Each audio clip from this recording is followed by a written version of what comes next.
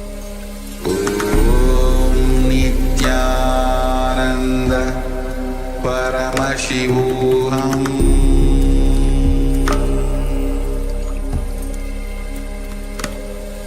Om Nityananda Paramashivoham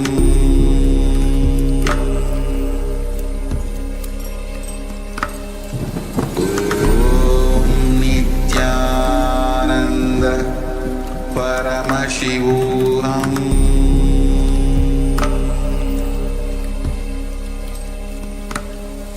Om Nityananda Paramashivoham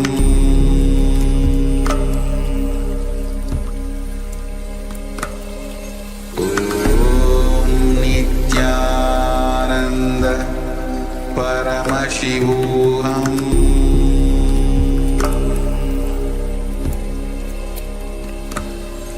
Om Nityananda. Now, slowly return to your physical body. Start to wiggle your fingers and toes, your wrists and your ankles, your elbows and your knees. Pull your knees up towards your chest and circle them with your arms and rock your body from side to side. As you slowly return to a comfortable seated position. Congratulations, you completed the Paramashivoham 108 asana sequence. With this, we conclude today's Nityananda Yoga session for the Paramashivoham Level 1 participants. Thank you all so much for joining us today. The next Acharya is going to join very soon, starting with the first jnana of the day.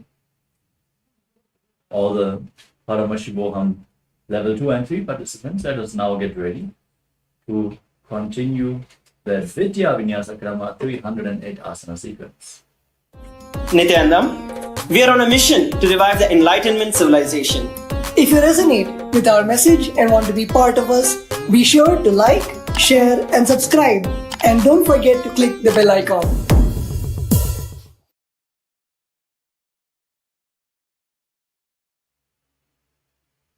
Yes, with this, let's move on to the next asana, which is Yathasana Ishtasana.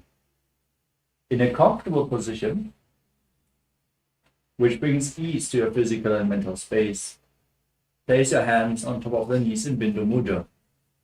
Visualize Swamiji in your inner space and breathe in Samana Kumbhaka. Inhale deeply into your stomach and then hold your breath. Visualize the fire being kindled in your navel region as you internally chant Om Nityananda Paramashivoham in Yathasana Ishtasana.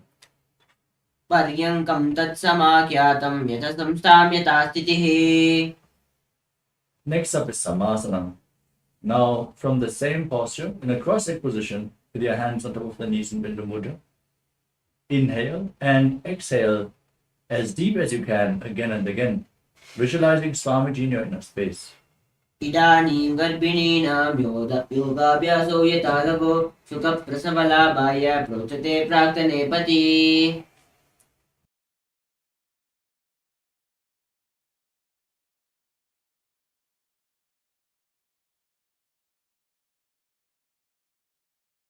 The next asana is Muktasana. As you place your left heel against the perineum and the right foot on top of the left foot, keep your hands flat on top of the knees, gaze to the tip of your nose, and visualize yourself as a sage liberated by the Supreme Pontiff of Hinduism. निपीड्य सीविनीं सूक्ष्मां दक्षिणेतरगुल्पतः वामं याम्येन गुल्पेन मुक्तासनमिदं भवेत्.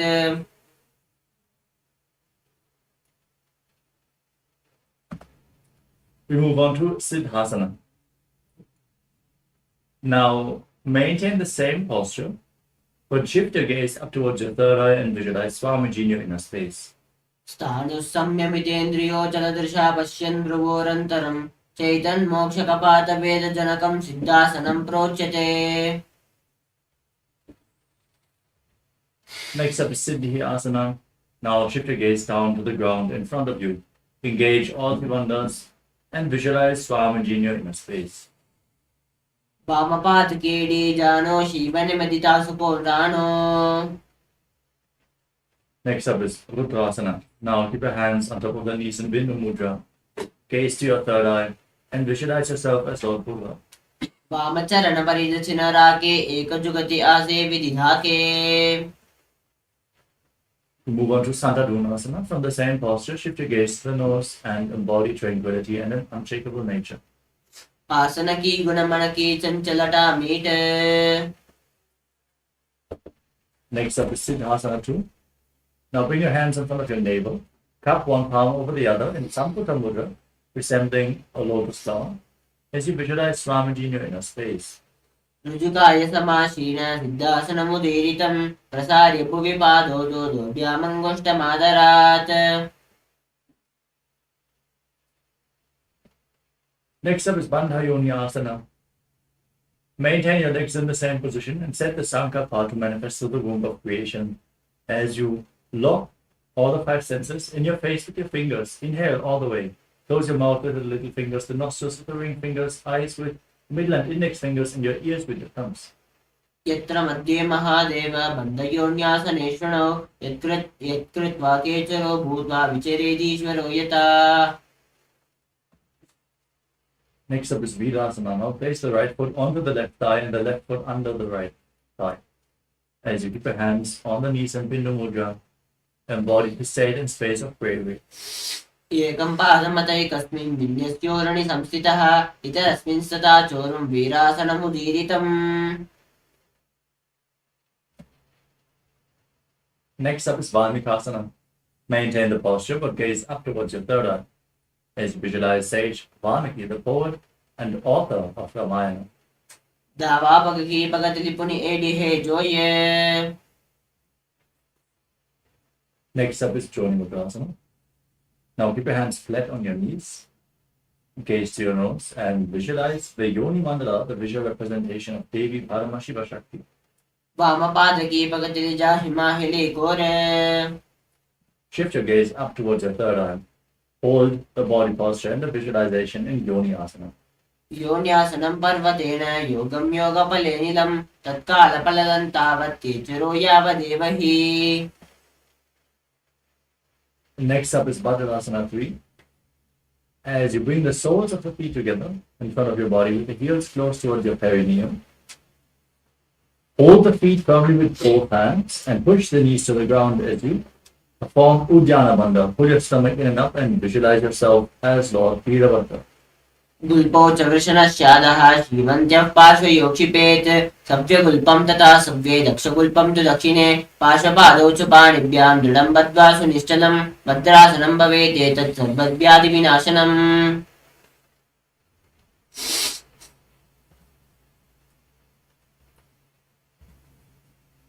Now keep your legs in the same position. Place your left hand on the left knee and cover your mouth with your right hand as you close the left nostril with the index finger. Inhale through the right nostril, then close the right nostril as well. Hold your breath. Exhale through the left nostril. And then invert the breathing flow. Inhale through the left, hold your breath, exhale through the right. In Abhyanta Kumbhakam, as you gaze to your third eye, press your tongue upwards in Kechari Mudra along the nasal tract if you can. And visualize yourself as a Nagori, Nagorasana. Purvakaha vishtiko joyi vahi vidijogi jesoi. Next up is Kanari Balasana. As you separate your heels, lean forward and place your elbows on the heels. Rest your chin on your hands, gaze to your nose, and engage Udhyana Bandha. As you exhale all the way and hold your breath in Nechaka Kumbhaka, visualize yourself as a female elephant drinking water. Wali baba asana kahyo he jaise yahum me jane viditaise.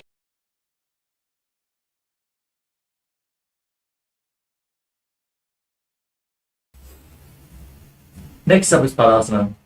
With your knees raised, bring your hands between the legs and in front of the feet as you interlock the fingers in Parasha Mudra. Lift your feet off the ground, gaze to your nose and visualize Swamiji in your inner space. Tatordvam rechayet vayam mridashvasa samyutam. Next up is Gopi Chandasana.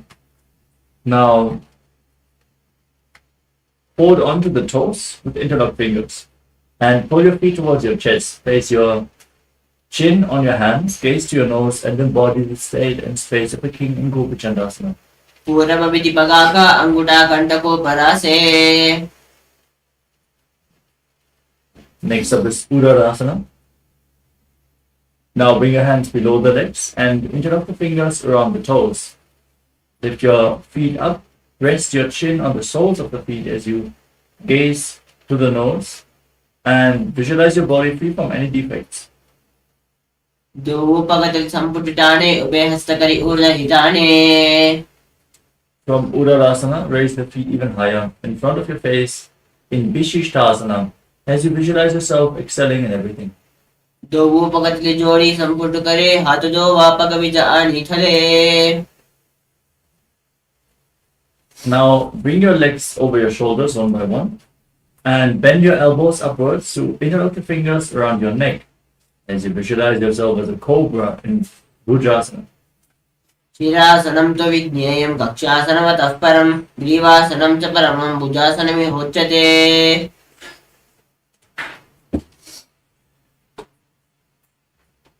Next up is Kalyanasana. Now bring your legs over the shoulders and bend your elbows downwards to interlock your fingers behind your back. Gaze at the nose and visualize yourself as a beautiful, auspicious goddess.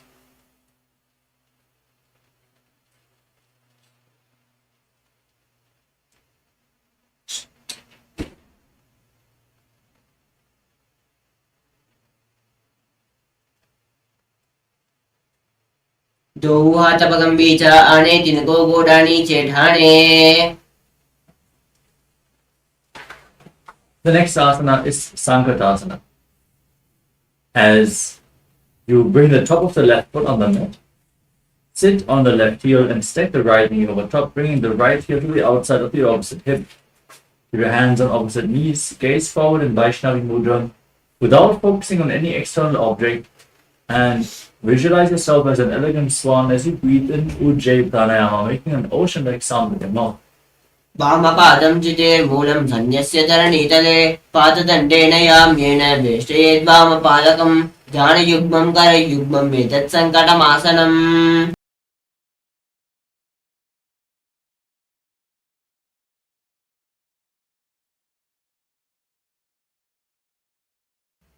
Next up is Dhenukasana. From the same position, now slide the left heel outside the hip and sit on the ground. Place your hands on the top knee, pull your stomach in and up in Uddiyana Bandha and visualize a cow in your inner space. अनुसागीनकरपञ्चदं वृषीरं दगल्यम्नि. Next up is Machandasana. Now place the right foot onto the left thigh and the left foot onto the right knee. Twist your left arm behind your back and reach for opposite thighs with your hands. As you gaze to your third eye and visualize Swamiji in Machandasana. वामजङ्गपरिदक्षिणठाने वामहस्तपिष्टिदिशाने बहो दक्षिणपादकी हे जोहि ताकी नाली चूपा करे सोहि. Now untwist your spine, hold on to the feet, and lean forward and down, placing your forehead on the mat, visualizing Swamiji in Machandasana too. प्रथमजी मनोचरणौ जोयि वामजङ्गपरिराखे सोहि ताकी AD करिसोल्यावे Bhavari जुगति यः ओर करावे. Rise up, interlock your fingers and place them on the top knee. Engage all the bandhas, Mahamudra Bandha, and visualize Swamiji, your Guru, in Guru Asana. ऊर्मूले इतरपादस्य कनिष्ठिका प्रदेशकुल्पं संस्थाप्य. Now, repeat Sankatasana on the other side. Place the top of the right foot on the mat, sit on the right heel, and stack the left knee over top as you visualize yourself as an elegant swan. वामपादं चितेर्मूलं सन्न्यस्य धरणीतले पाददण्डेन याम्येन वेष्टयेद्वामपादकम्.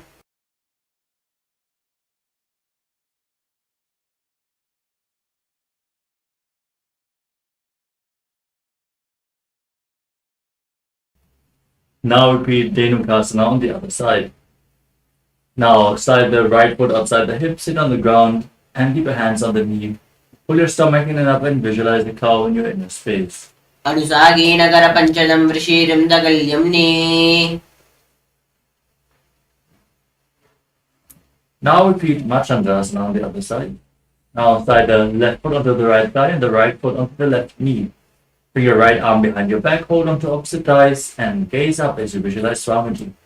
वामजंग परिदक्षिण ठाणे वामाहस्तपिष्टे दिशाणे भगवदक्षिण पादकी हे जोई ताकी नानी जो करे सोई. Untwist your spine, hold onto the feet, and lean forward and down in Machandrasana 2 as you visualize Swamiji in your inner space. प्रथम जी मनोचरण जो जोई वामजंग परिराके सोई ताकी एडी कड़ी सोल्यावे बहुरी जुगत यह और करावे. Now, interlock your fingers, place them on the top knee, and engage Mahamudra Bandha.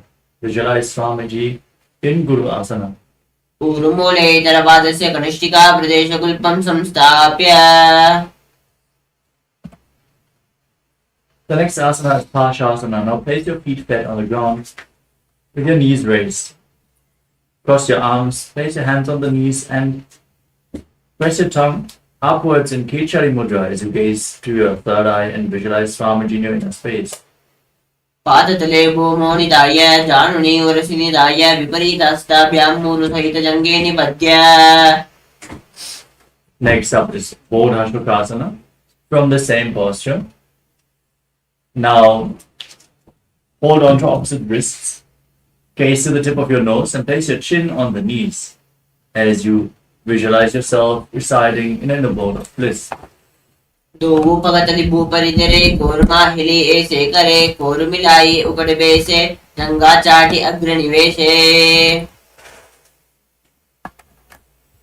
Next up is Purakatasana. Now bring your hands underneath the knees and hold on to opposite elbows. Keep gazing to your nose, your tongue up in Kechari Mudra, visualizing Swamiji in your inner space. दो हाथ पग बाहर लियावे घोड़ा नीचे ले टहरावे आमाम सामनाम ऐसे करे आपस में पोहा निप करे. Now cross the right ankle over the left with the toes pointing up, gaze to your nose and visualize the great sage and Maharishi Sumati in Sumati Asana. मूलत भारी धरती परिटाने दावा पकवरी दचपल आने. Now extend your legs forward. Raise your arms up with the fingers interlocked, wrists pointing outwards, elbows straight. Engage all the bandhas. Mahamudra Bandha, gaze to your nose and visualize Swamiji in Dandasana. इदानीं गर्भिणीनां योगाभ्यासो यथा लघो सुखप्रसवलाभाय प्रोच्यते प्राक्तनेपथि. Now lean forward and down. Hold on to the big toes and Dana Mudra. As you bring your head towards the knees, inhale through one nostril and exhale through the other alternatingly in Nadi Shodhana as you visualize Swamiji in Arambhasana. दो पग मिली वापसारी पगा का अंगूठा पकड़ी लीला डगोड़ा लगावे. Next up is Vidokasana. Now separate your feet and slightly raise your knees as you bring your arms underneath the shins. Hold on to the feet from the outside as you gaze to your third eye and visualize Swamiji in your inner space. प्रथम वैद्य दो पाव पसारी कचुको उर्दको गुरुडो यारे.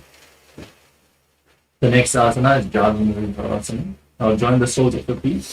Keep them extended away from the body as you bring your hands underneath the shins, palms facing up, elbows on the ground, and place your face on the heels as you gaze to your nose and visualize Swamiji in your space.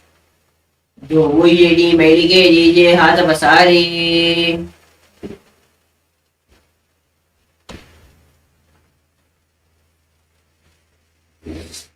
Next up is Utthapaschimatanasana. Now, with your legs extended, lift one leg behind your neck and lean forward and down, holding onto the front foot as in Paschimottanasana. Breathe in Pratyahara Kumbhaka as you visualize the Kripanas flowing upwards to 9 points of your body, which are the soles of the feet, the regenerative organs, the navel, the heart, the throat, the uvula, the center of the eyebrows, the top of the forehead, and your Brahmaranda, the crown of the head. Visualize your prana flowing upwards in golden light as you visualize Swamiji in your space. पश्चिमता नमस्तितं गतं मेघं पादं ग्रीवायां धृत्वा तिष्ठेत्. Now lean back with the legs still behind your neck. Hold on to the foot with the opposite hand as you extend the opposite leg forward. Gaze to your nose and visualize that you are endless, infinite, unending Ananta in Anantasana.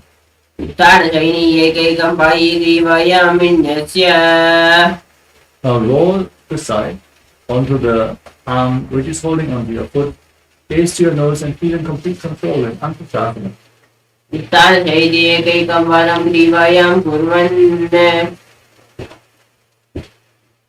Next up is Bhushasana. As you lay on your back, pull your knees up towards your chest and circle them with your hand and rock your body from side to side as you visualize sound in your inner space.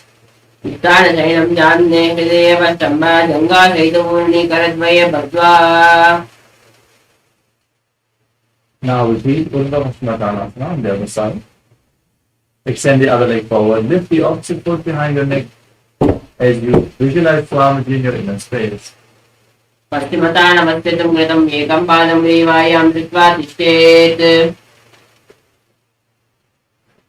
Now lean back with the leg behind your neck. Extend the opposite leg forward. Hold on to the foot behind your head as you visualize yourself having no end at all in Anantasana.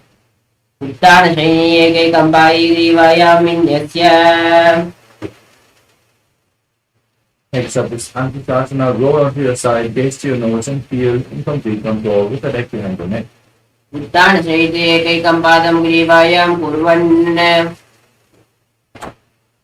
The next asana is Yoga Nidhyasana. As you lay on your back, lift your legs behind your neck one by one. Gaze to your nose and visualize Swamiji in your inner space as you wrap your arms around your lower back and interlock the fingers behind. Breathe in Pratyahara Pranayama. पादाभ्यां वेष्टयेत् कण्ठं हस्ताभ्यां पृष्ठबन्धनं तन्मध्ये शयनं कुर्यात् योगनिद्रा सुखप्रदा.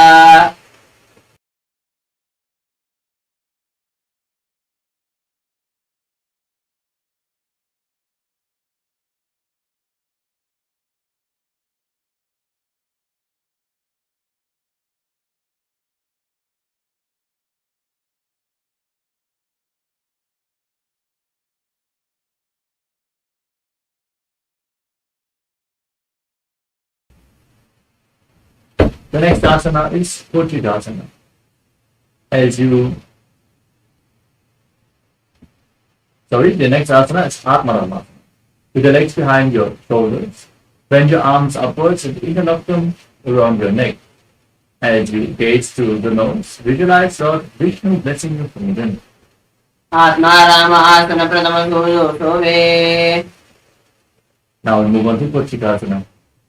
As you lay on your back, lift your knees towards your chest and keep the soles of the feet pointing up, extending your arms out to the side at shoulder level. Gaze to your third eye and visualize Swamiji in your inner space.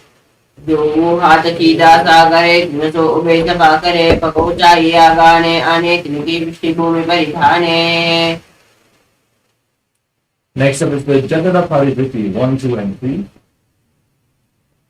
First, lay down on your back with your arms extended to the side and your knees raised to the chest. Then, drop one knee to the side, extend the opposite leg down. Step 1. Bend both knees to the side. Step 2. And extend both legs to the side. Hold on to the feet and gaze in the opposite direction. Step 3.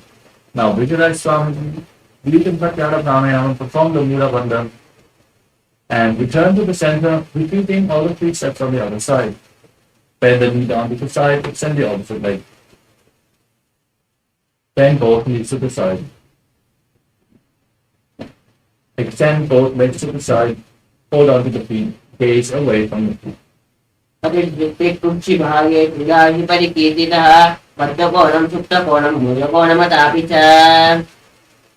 up is the Dviparahitam.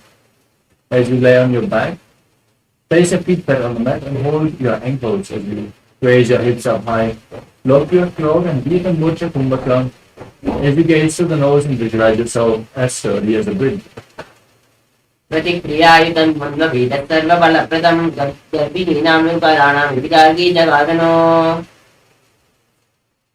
Next up is Paramashivoham. From the same posture, now lift your hands over top of your shoulders, fingers pointing towards the feet. Push your body up off the mat as you visualize yourself as sturdy as stone furniture. उत्तानशयनं हस्ततलाभ्यां भूमिमस्तभ्य पादतलाभ्यां भूमिं धृत्वा. Now lay back down on your back.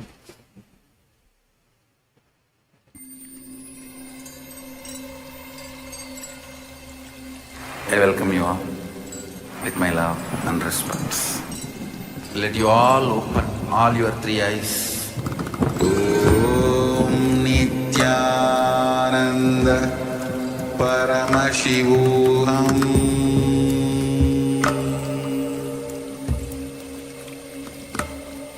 Om Nithyananda Paramashivoham.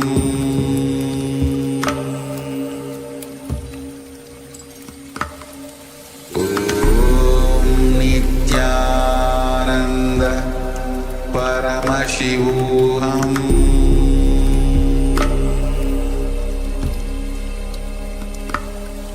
Om Nithyananda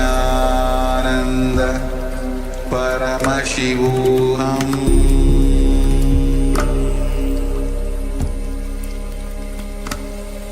Om Nithyananda. Yes, sorry for the technical glitch. Let us now move to the next asana of the sequence, which is Uttanasana. Now lay down on your back and pull your knees to the chest.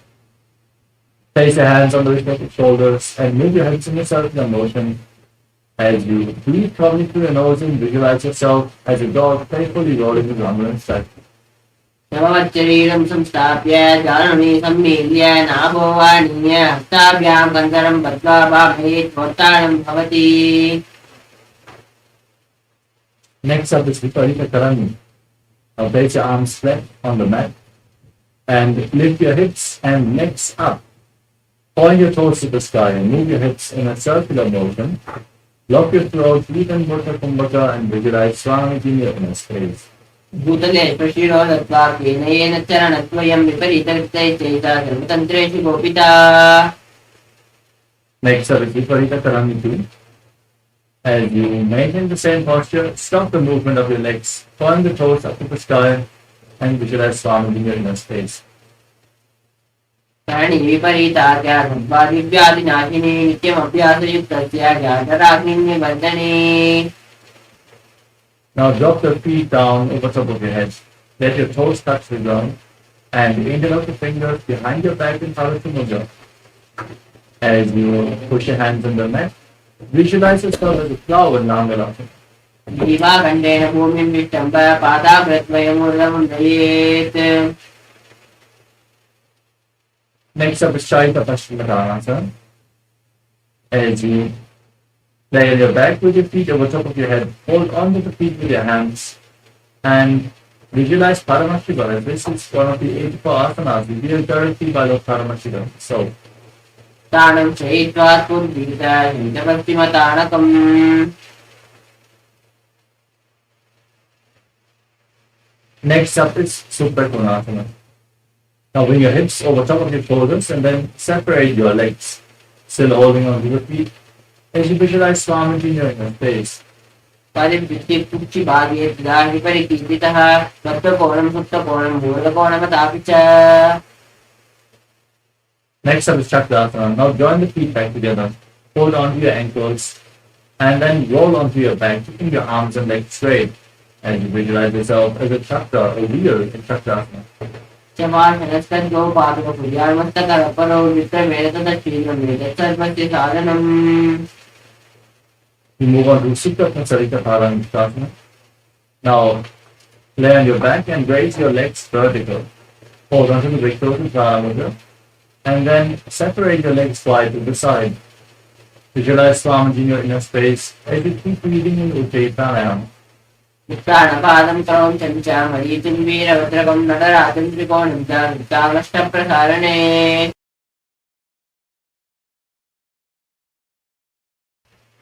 Now join your feet back together in Supta Paramashivam, still holding onto the big toes of Paramashivam, visualizing sound in your space.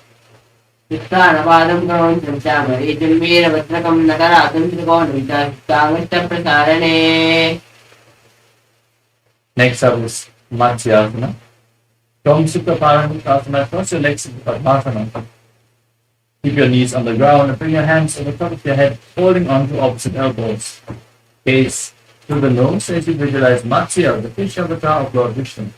मुक्तपद्मासनं कृत्वा उत्थानशयनं चरेत् पूर्वराभ्यां शिरोवेष्ट्या मत्स्यासनं शिरोगः From the same posture, with your legs in Padmasana, place the back of the right hand onto the left palm, palms facing up over top of your head. Gaze to your nose and visualize Lord Brahma in Paramashivoham. प्रथमकरे पद्मासनाथे सूर्योऽस्तोमे उपरिवाचे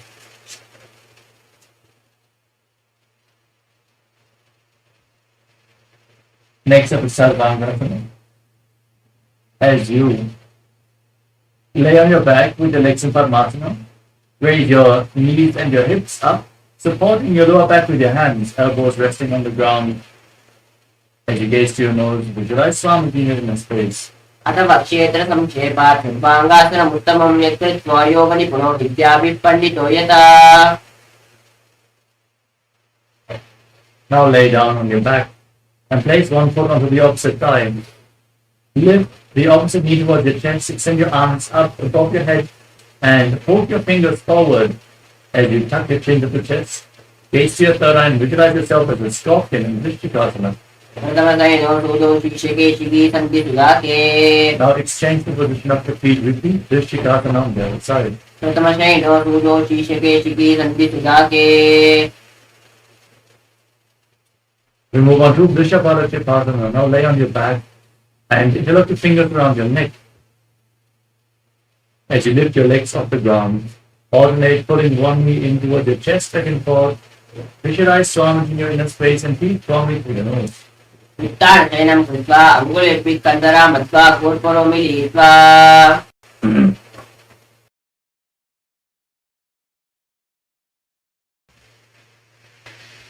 Next up is Maruttanasana. As you lay on your back, with your hands flat next to your body, lift your knees up and touch your ears with the respective knees again and again. As you visualize Swami in your inner space. स्वतानवस्थितं कृत्वा जानद्वयं पर्यायेन कर्णयोः संस्पृशेत् The next asana is Vrikasana. As you lay on your back,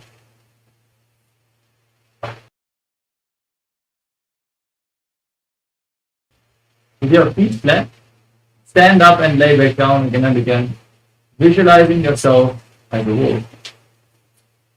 समवच्चरीरं संस्थाप्य जानुनि सम्मील्य नाभोवाणीय Now, lay down on your back and put your legs up over top of your head.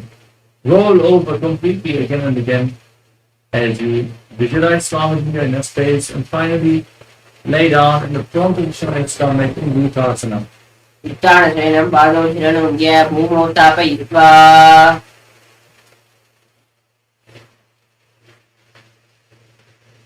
As you lay on your stomach, keep your hands next to the shoulders, and then contract your lips, make a whistling sound like a flute on your inhalation. And as you visualize yourself as a chariot, carrying warriors to a beautiful Dharma on your chariot back in Saratasana. युद्धशयनं कृत्वा नाभिं भूमौ निधाय सम्पत्यां भूमिं मष्टम्ब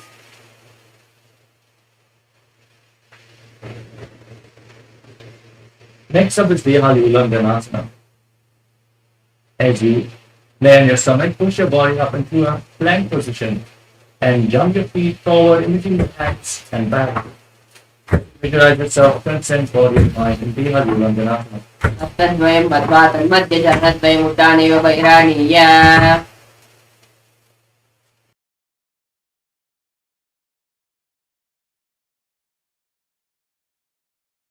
Next up is Jatyasana. From a standing position, lean forward and down, place your hands on the mat and walk around on hands and feet, visualizing yourself as a wise 6-year-old elephant.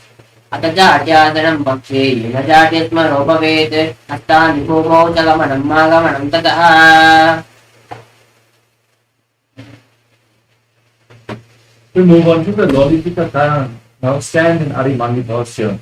Heels together, toes pointing outwards and the knees bent. Raise your elbows to the shoulder level and rotate your arms around your body. Tilt your head back and move it in all directions.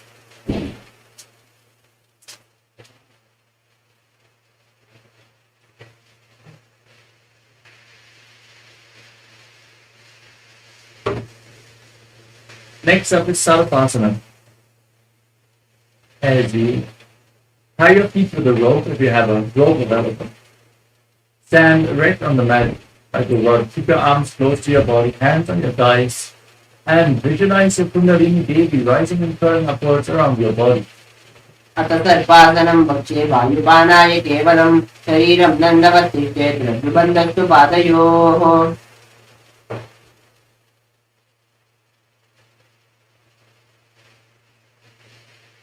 The next asana is Pushta Sadhanasana. Now lean forward down and hold on to your toes from the front with your hands and fists.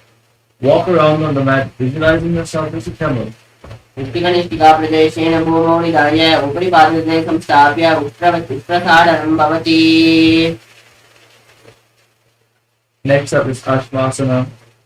From the same posture, hold the feet from the side and walk around on the mat, visualizing yourself as a horse. प्रदेशेन भूमौ निधाय उपरि पादे संस्थाप्य अश्वावच्छरीयम् अश्वासनं भवति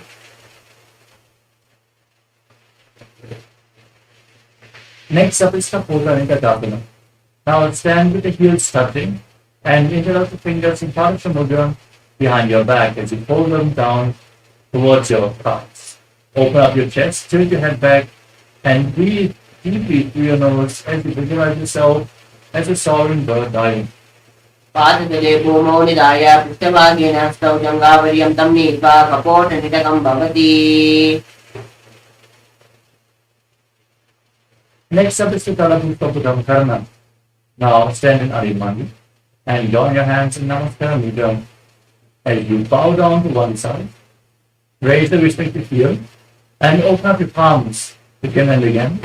Visualize yourself holding a bouquet of flowers and offering it to Paramashivoham.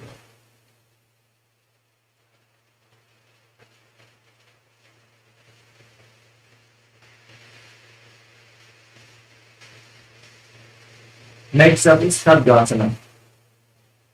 From a standing position, gaze to your nose and visualize yourself as a rhinoceros. Then lay down on your stomach and jump your feet up to your hands and stand up. Join your hands in Namaskara Mudra, resembling the horn of the rhinoceros. निजसरतमासनं कृत्वा पादतलाभ्यां भूमिं उत्तिष्ठेत् कटिकासनं भवति Move on to the Uttanattanam. Now hold on to weights and sit down and stand back up again and again as you taste your nose and visualize sound in your face. पुनः पुनः उत्तातव्यं मन्तव्यम् इति उत्तानोत्तानं भवति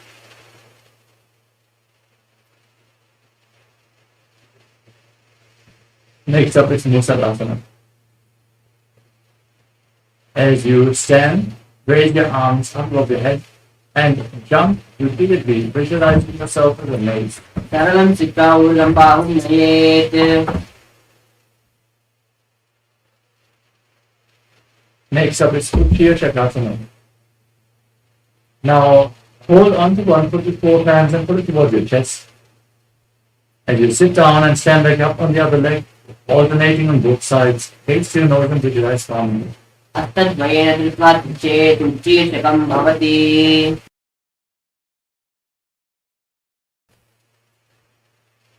Next up is Padma. Now stand with the toes pointing to one side and raise your opposite knee up towards your chest. Hold the raised leg with your arm, keep the hand in the fist and place the other hand on your inner thigh.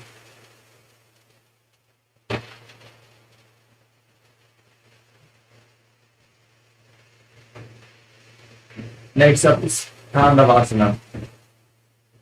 Now Visualize yourself fiercely dancing as Lord Shiva as you extend your hands and one leg forward, sit down and stand back up. एकेन पादेन तातव्यं ताण्डवासनं भवति. Next up is Brahmanasana. Now raise the left foot against the inner right thigh. Keep your hands relaxed by the side as you visualize your Brahma blessing you from within. ब्राह्मणासनमावक्ष्ये कृत्वा ब्राह्मणो भवेत्. एकपादं वरो दत्त्वा तिष्ठे दण्डाकृते भुवि. Next up is Garudasana tree. Now bring the left foot over and around the right knee. Tuck the toes behind. Bring the left arm below the right and join your hands in Namaskara Mudra.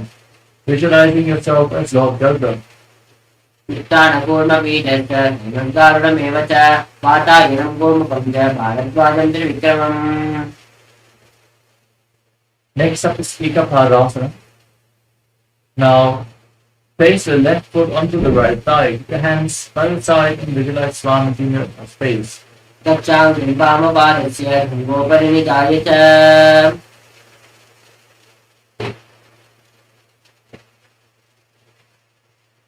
The next asana is Dhruvasana.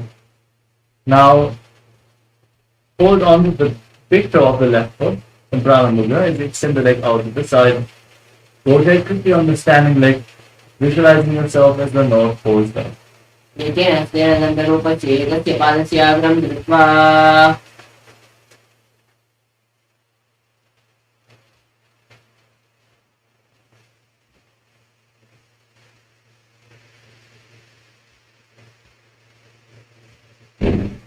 The next asana is Trivikramasana. As you stand on the mat, lift one leg behind your neck, then sit down and stand back up, performing the 3 steps of Lord Vishnu.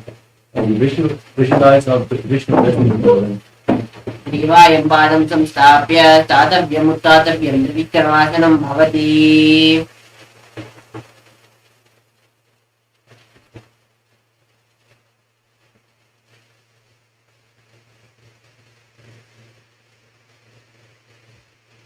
Next up is Padma on the other side.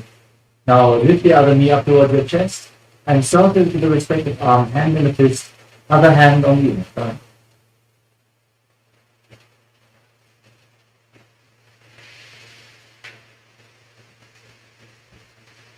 Now repeat Tandavasana on the other side. Extend your arms forward, hold weights if you can, then sit down and stand back up. Visualize yourself fiercely dancing as Lord Shiva. एकेन पादेन तातव्यं ताण्डवासनं भवति.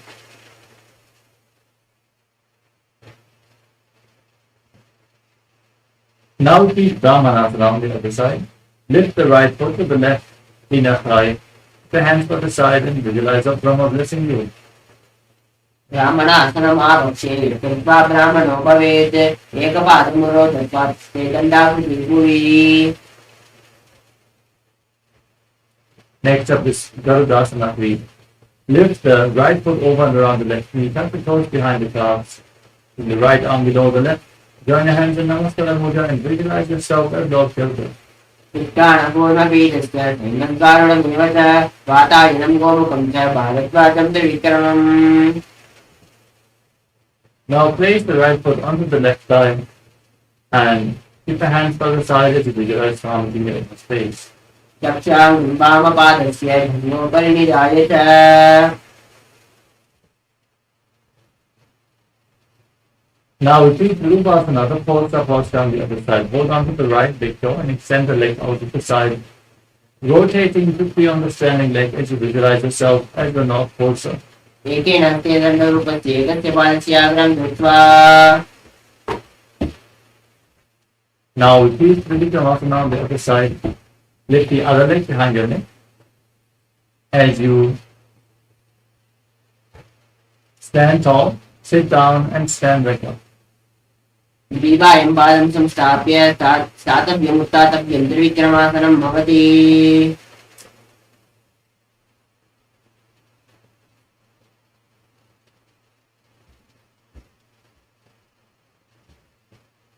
Next up is Samanata Karanam. in a standing position, heels together. Keep your hands slightly extended away from the body, your fingers pointing one by one. In this relaxed posture, breathe deeply as you get ready for the final 100 asanas of this sequence. Nithyanandam, we are on a mission to revive the Enlightenment civilization. If you resonate with our message and want to be part of us, be sure to like, share, and subscribe. And don't forget to click the bell icon.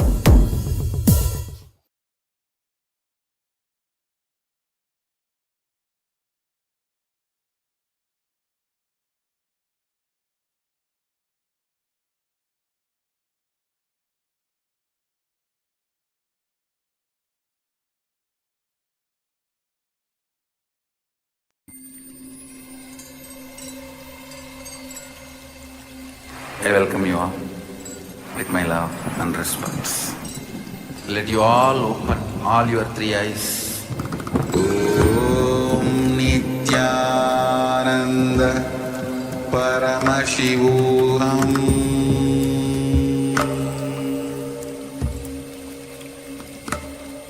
Om Nithyananda Paramashivoham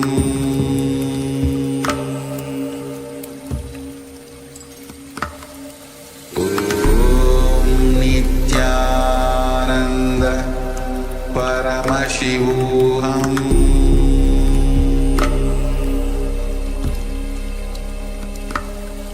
Om Nithyananda Paramashivoham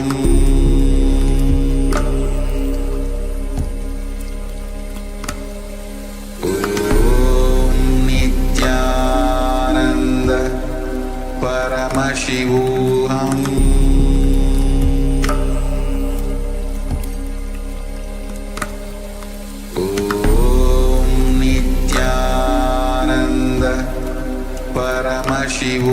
With this, we move on to the next asana of the sequence, Gorak Anjali Asana.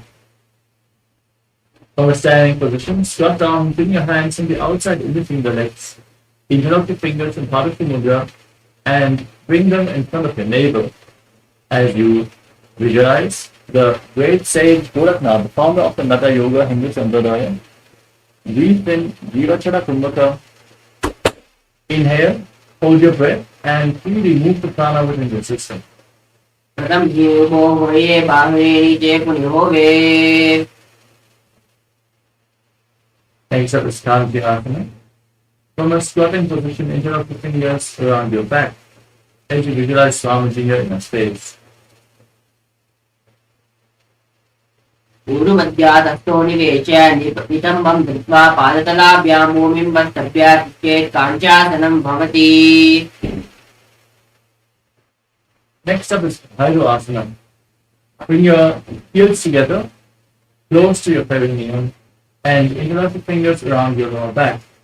As you gaze to your navel, visualize Bhagavan Kala Bhairava, the Lord of Fire.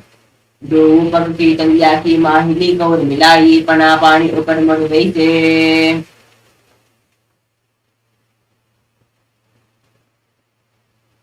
Next up is Varahasana.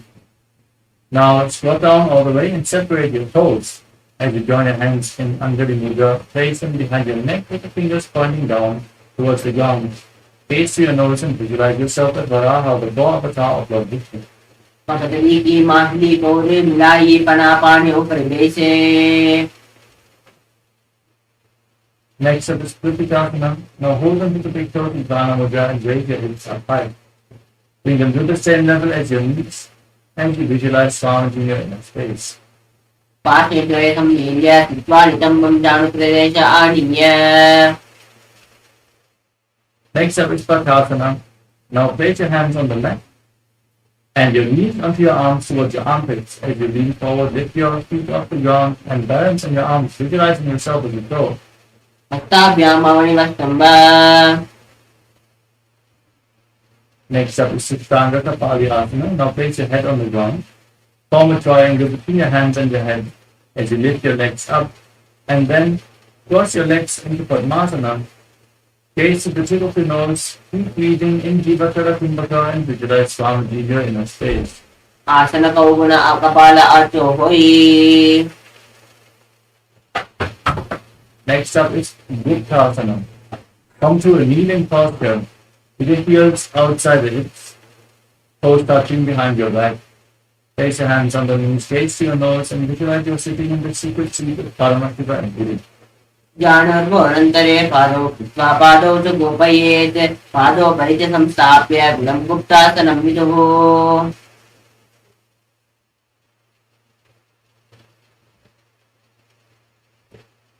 Next up is Vrikshasana 2. Get ready to enter an inverted posture. Set yourself up in front of a wall. This asana will purify all the 7 chakras. So place your hands on the ground and raise your legs up into a handstand. And you visualize yourself as a tree with deep roots growing into the ground. शक्तचक्रक्षालनाय वृक्षासनविशेषकान्. From the handstand, gaze towards your third eye and visualize that Tejas energy is flowing towards your third eye, rejuvenating your body in Shivohasana.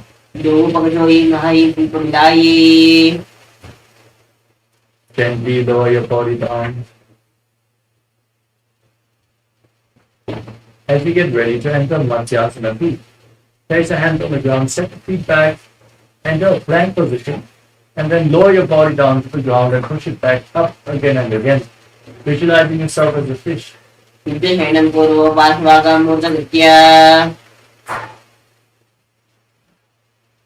Next up is Sarvasana 2. Lay down on your stomach and keep your hands on your hips as you lift your head and chest from side to side, visualizing and moving your body like a snake.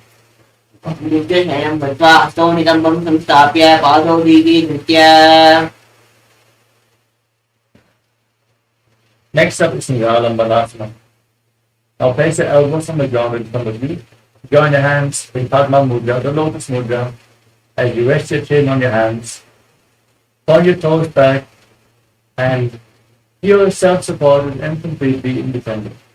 कराभ्यां पंकजं कृत्वा पूर्वरया सुधि मुखमुन्नमुनच्चायि निरालम्बनमासनम्.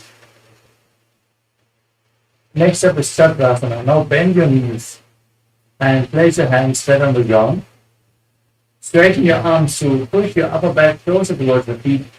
Visualize yourself as an umbrella protecting your guru from the sun rays. अध्यासनमस्तित्वा हस्तकलाभ्यां भूमिं पष्टभ्य मया चक्रासनं भवति.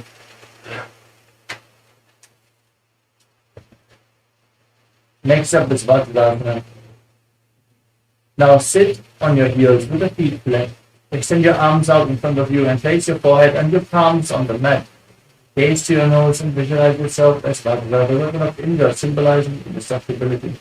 इदानीं गर्भिणीनां योगाभ्यासो यथा लघु सुखप्रसवलाभाय प्रोच्यते प्रार्थने पति दण्डपद्मभरद्वाज वीरवज्रसमानितो आसनानि सदा कुर्यात् दीर्घैरे च पूरकैः.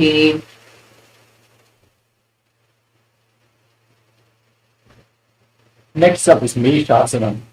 Now raise your hips up high.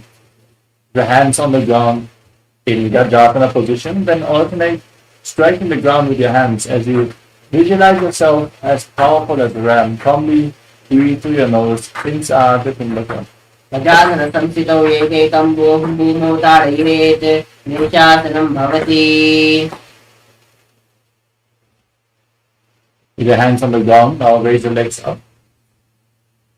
And slowly lower your face towards the ground in Anjasana as you visualize yourself as unborn, existing for all eternity. Gajanan संस्थितौ पादद्वयं ताडयेत्.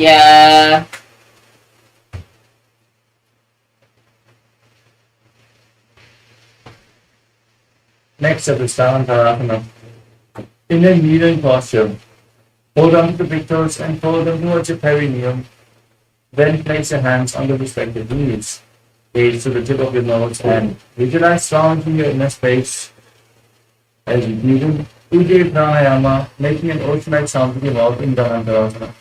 पूर्वमी परिहताति पापति त्योपनासरा मोरी पगाकी अंगुली मेरु लगावे.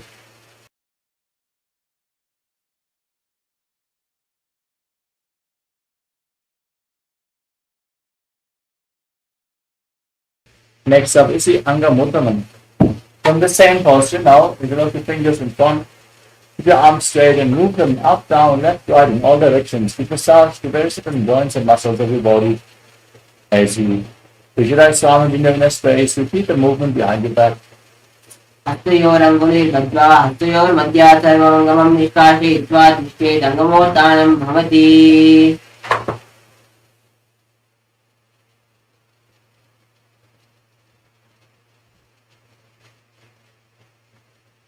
Next up is Garudasana form.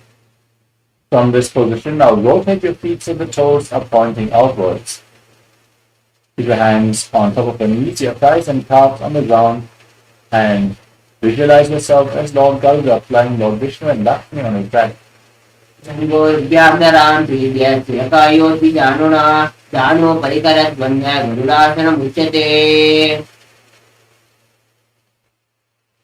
We move on to Ananda Mandirasana. Now bring the soles of the feet together, the toes pointing back, separate your knees, and place your hands underneath your ankles as you gaze through your third eye. Visualize yourself residing in the blissful space of a temple. अतमक्षे वीरनाथ आनन्दमन्दिरासनं यत्कृत्वा अमरो धीरो भवत्येवेह साधकः हस्तयुग्मं पाददेशे पादयुग्मं प्रदापयेत्. Next up is Mangakarana 2. Now overlap your feet and place your hands underneath your knees. Press your tongue flat against the pelvis of your mouth in Mandaki Mudra. Pull your stomach in and up and visualize yourself as a frog. पृष्ठं सम्पीड्य गोल्पाभ्यां जाह्नग्ने सबलयाकृतिः हस्तोपादतले क्षिप्तो मन्दोकं पाददोषहृते. Next up is Narasimhasana. Now tuck your toes and sit on raised heels. Place your hands on the ground, thumbs touching. Gaze to your nose, stick out your tongue and exhale forcefully again and again as you visualize Narasimha, the lion man of the child rocket. Jumupanapaanu hoye vese edi megari vidadu vese shumasharirani kataharave nasa agradishiko vyape. Next up is Vishakhasana. Now sit on raised heels. Keep your knees on the ground. Cover your mouth with both hands, finger thumbs underneath the teeth. Close your lips and inhale through the right nostril and exhale through your mouth. In Vishakhasana, as you gaze to your nose and visualize yourself as Devi, victorious over all your fears in Vishakhasana. Jumupatanki dedi doi goda banavana punoi goda janga adara kari rahe adevah iti ishi vididahe.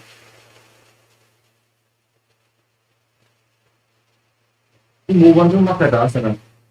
Now place the feet left behind, soles of the feet together, sit on the heels, and bend your elbows, bring your fingers towards your armpits, and imitate as if you are a monkey stretching itself as you visualize yourself as a playful monkey gaze towards your third eye.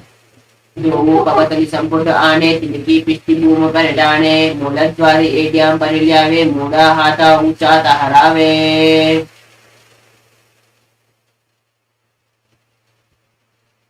Next up is Vajrasangarasana. Now join the soles of the feet and sit on raised heels as you separate your knees. Hold on to opposite elbows behind your back, gaze through your nose, and embody Dharma-like strength for you and your Sangha, your spiritual community. Paramashivoham hoye vese dovu edi kudani vese goda ubara ke tira adevaya pasare vira. Next up is Kanjanasana. Now, cross your feet and sit on the heels as you place your hand on the ground next to your body. Gaze to the nose and visualize perfect health beyond any and all physical or mental ailments as you pull your stomach in and up in Kanjanasana. Kanjanasana pakshe yatritva vishti ropavet vishte padatvayam padva sogumo pradarayet.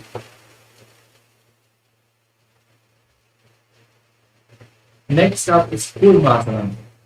Now, from the same posture, place your hands on the knees and make your upper back and neck stiff like the shell of a turtle.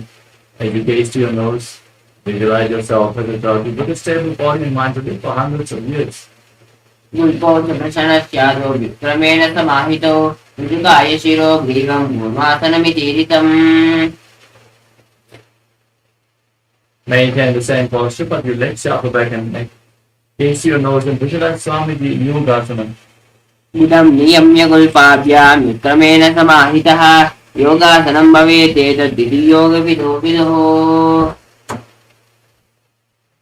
Next up is Vidyogasana. Now stand on your knees and cross your feet behind. Bring the feet near the opposite knees as you hold on to your calves with your fingers inside and the thumbs outside. Gaze to your third eye and visualize the space of the tongue, oneness and vitality with your guru. गूढा वामनो उभो होई गूढा आढेरा थिलोई दजपादकी पानी रहावे पनो वाम गोडारी गिल्यावे.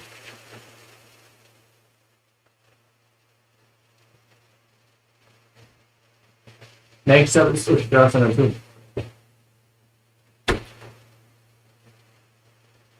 Now stand on the knees, keep your feet flat and hold on to your heels as you push your hips forward and tilt your head back all the way. Visualize yourself as a camel.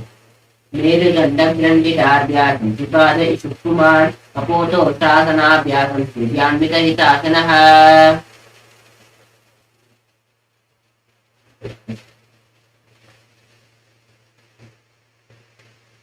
Next up is Jatyasana 2. As you lean back, place your elbows and the back of your head on the mat. Face your nose and visualize yourself as a lotus tuna. योगो एडी संपुट करे तोले mode स्वारित हृदय पना पानी उकड़ होय बैसे भूमि दृष्टि करे तो ऐसे. Next up is Vilatasana. Now lay down flat on your back, then rise up and lay back down again and again. Gaze to your nose and visualize the healing and liberation of all the causes of the forms of your body. Ganga प्रतिभूमो निधाय गंगोदरयोः ऊर्ध्नि संस्थाप्य पृथिवं संवारं स्पृशेत् विराटासनं भवति.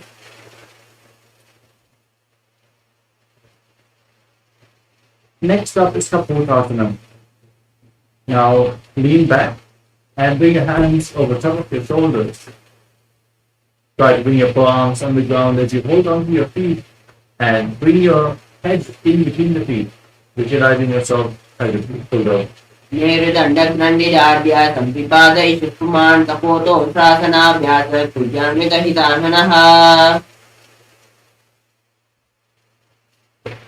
Next up is Varasana. Now stand on your knees with your toes tucked. Hold on to opposite arms as you gaze to your nose and visualize Paramashiva. For this is the boon fulfilling posture. Receive your boon from Paramashiva and Varasana. जानुनि भूमो संस्थाप्य हस्ताभ्यां बाहु परस्परं धृत्वा सरलं तिष्ठेत् वारासनं भवति. Now lean forward and down. Place your forearms on the ground and sit down on raised heels as you keep the toes tucked. Place your face on your hands and visualize yourself as Varaha, the bow avatar of lotus. सूर्यं चन्द्रं वेदनानि आसनानि निकत्यते पूर्वो भूमौ स्थापयित्वा.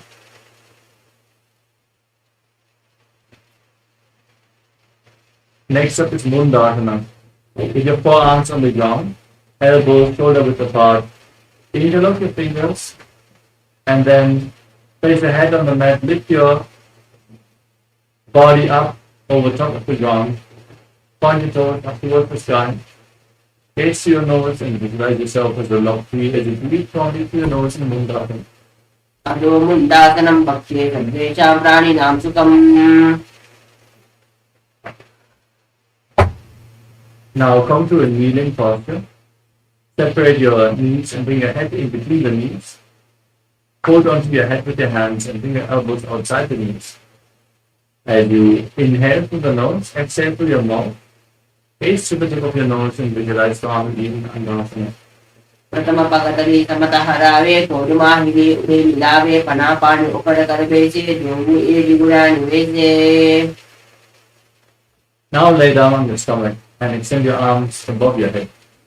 Hold on to waves as you lift your arms, your chest and your legs off the mat. Visualize yourself as a lotus in Viparita Shalabhadana.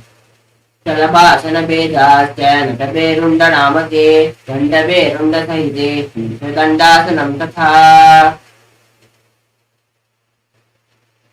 The next asana is Kapalasana, the skull posture. Now place your forehead on the ground and your arms next to your body. Then lift your legs up and visualize the skull, which is representing the mind with purified thoughts and the strong will to attain enlightenment. कपालं भूमौ निधाय ऊर्ध्वं पादौ नयेत् कपालासनं भवति. Next up is Akasha Kapotasana. From the same posture, now lift your legs over top of your head and place your feet on the mat in front of your face as you visualize yourself as a free and open dog. प्राग्ने स्थित्वा चरणे स्थाप्य मस्तकोपरि नीत्वा पृष्ठदेशेन भूमौ संस्थाप्य आकाशकपोतं भवति.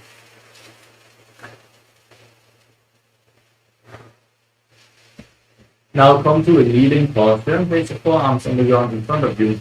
Bring your navel towards the knees as you visualize yourself as a sparrow in Chatakasana.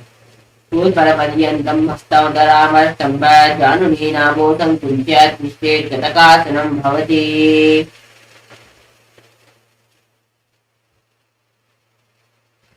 Next up is Vrishikasana too. As you bring your forearms on the mat and your hips up high. Lift your legs over top of your body and bend your knees. Try to touch the back of your head as you balance and visualize yourself as a scorpion. निष्ठीममुच्च प्रतिमां विपास्मे चित्वा सुशीरेषु कपिलारेको.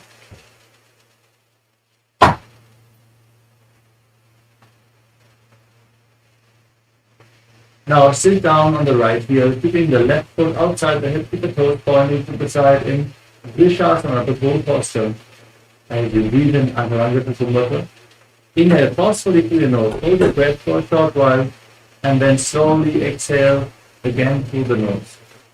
याम्यकुल्पे पादमूले वामभागे पदेतरं विपरीतं स्पृशेत् भूमिं दुःशासनमिदं भवेत्. Next up is Lolasana. With your hands on the ground, lift your entire body off the mat and hold yourself mid-air as you cross the toes of your left foot over the right and visualize Swami in your inner space. लोलासनं सदा कुर्यात् वायुलोलापघातनात्. Now repeat Vrishasana on the other side. Place your perineum on the left heel to the right foot outside the hip. Visualize yourself as a bull. याम्यकुल्पे पादमूले वामभागे पदेतरं विपरीतं स्पृशेत् भूमिं दुःशासनमिदं भवेत्. Now place the right foot flat, raised against the chest, and sit on the left heel as you touch the toes of the left foot. Keep your hands on opposite knees and visualize Balagunaha as one of the 84 siddhas in your inner space in Balagunasana. आसनकौगुणजलविकारजायी.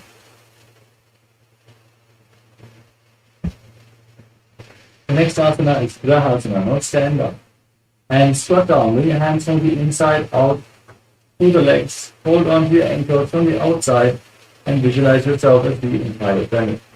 पादतले भूमौ संस्थाप्य जानुमध्ये गोत्रौ संस्थाप्य हस्ताभ्यां बहुलपुत्रदेशो धृत्वा तिष्ठेत् ग्रहासनं भवति.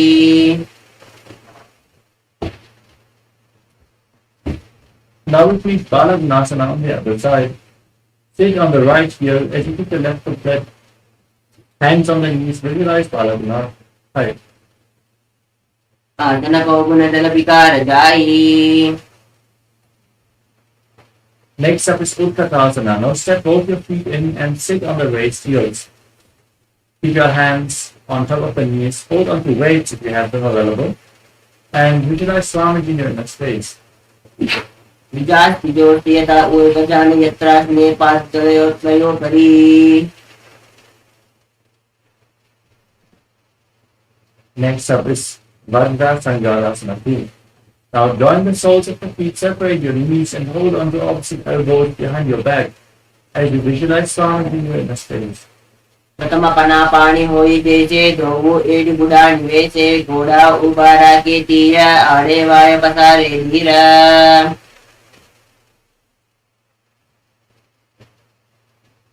You move on to Anilasana. Now place your palms straight on the mat and step your heels onto the back of your hands. With your arms straight, gaze to your nose and visualize you're able to lift up of air alone in Anilasana.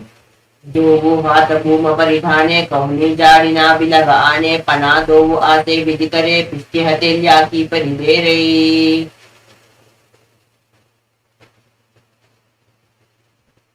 Next up is Padutasana. As you stand on the mat, lean forward and down and place the back of your hand on the ground. Set your feet onto your hands and walk around, visualizing yourself wearing padukas, walking across the field. हस्ततलयोः पादतले कृत्वा तिष्ठे गच्छेत् पादुकासनं भवति.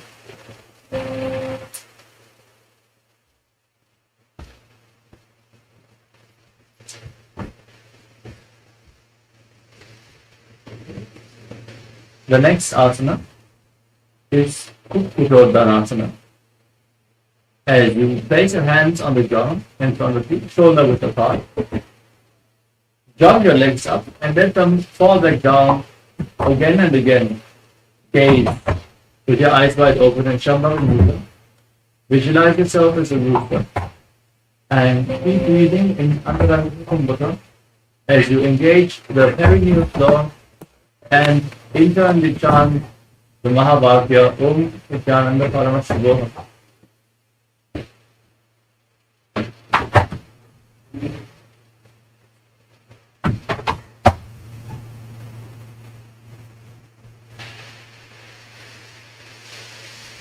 The next asana is Viparita Nityasana. Now place your hands on the ground and lift your legs up into a handstand. Then move around on two hands dancing as you feel yourself become free of all inhibitions. अंतरदाभ्यां भूमिमस्तभ्य ऊर्ध्वं पादाग्रे कुर्वन्.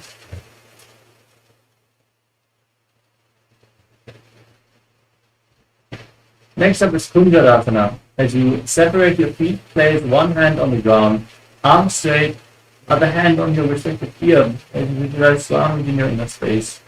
अथवक्षे महादेव भुजरासनम् उत्तमम् करेण एकेन पादाभ्यां भूमौ तिष्ठे चिरकरः. Exchange the position of your hands. Repeat Kunjarasana on the other side.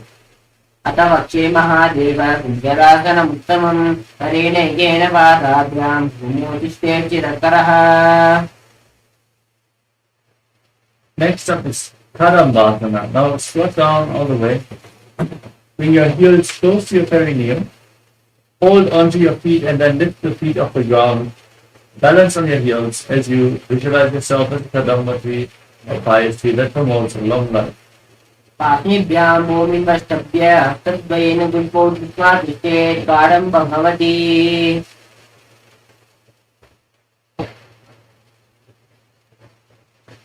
Next up is Pavanamukhasana. Place your feet flat, knees against the chest, cross your arms, hold onto the knees and visualize any excess vata being balanced or released from your system. द्वयोः सुपादयोः पाणिभ्यां स्वस्थनितम्बके जानुनि वक्ष्यसि साधु प्रतीकरबन्धनैः. Next up is Chaturasana. Now lift one leg behind your neck and extend the other leg forward. Place your hands on the ground next to your body. As you lift your entire body off the ground, gaze to your third eye and visualize yourself as a powerful source of energy. पूर्वतानं चतुष्पादं पीठं वज्रासनं तथा.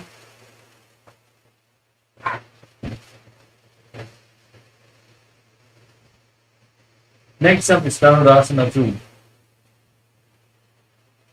As you hold on to the big toes of Dhanamudra, keep one leg straight and hold the other foot towards your ear as if you're pulling a bowstring. Visualize yourself as a bow as you breathe through your nose in Sahadra Kumbhaka and internally chant the Mahavakya Om Nityananda Paramashivam. पादाङ्गुष्ठोजुपाणिभ्यां दीर्घाश्रवणावधिः धनुराकर्षकार्थं धनुरासनमीरितम्. Next up is Ashtavakrasana. Now bring the right foot over top of your shoulder and hold the left foot over the right. Extend your legs out to the side, lean forward and balance on your arms. as you visualize yourself as a flying crane. वासिष्ठमतकौण्डिन्यं मूर्धमुकुटमेव च Next up is Pranasana. Now place the right foot flat and the left foot on top of the right thigh. Bring your shoulder underneath the raised knee. Gaze to your third eye and visualize you are immortal and able to exist solely on prana. एतत् प्रभेदं वक्ष्यामि करोति यत् चामरः एकपादमुरो बद्ध्वा तन्नेन पादरक्षणम्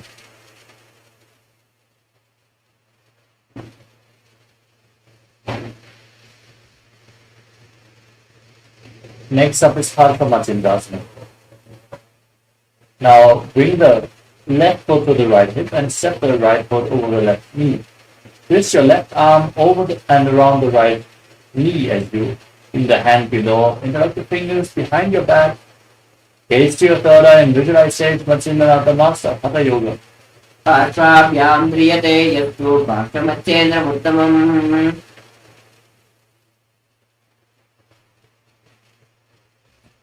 Now repeat Chaturasana on the other side. Lift the other leg behind your neck. Hands by the side. Other leg extended forward. Lift your body up off the ground. Gaze to your third eye and visualize yourself as a powerful source of energy. पूर्वतानं चतुष्पादं पीठं वज्रासनं तथा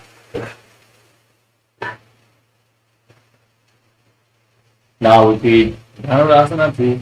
Hold onto the big toes and lift the other foot towards your ear. Visualize yourself as a bow. पादागुष्टवतु पाणिभ्यां श्रवणावधि धनुराकर्षकाकृष्टं धनुरासनमीडितम् Now repeat Ashtavakrasana on the other side. Lift your leg over the shoulder. Interlock your feet and extend the legs out to the side. Balance on your arms and visualize yourself as a flying crane. वासिष्ठमतकौण्डिन्यं मूर्धमुकुटमेव च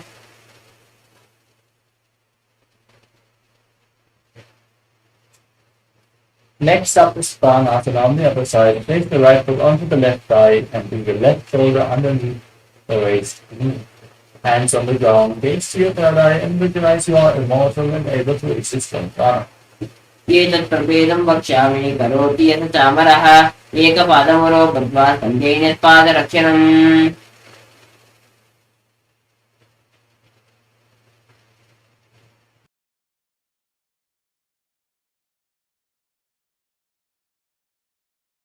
Next up is Paramashivoham.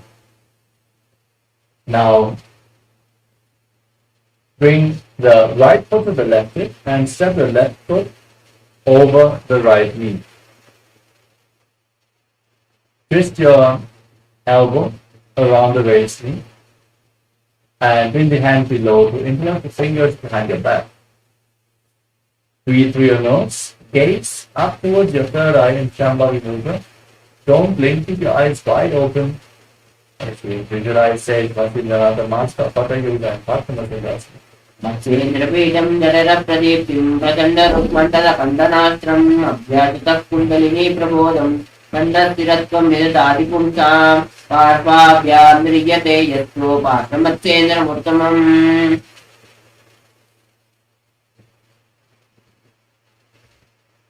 Next up is Ardha-Vastumadhanasana.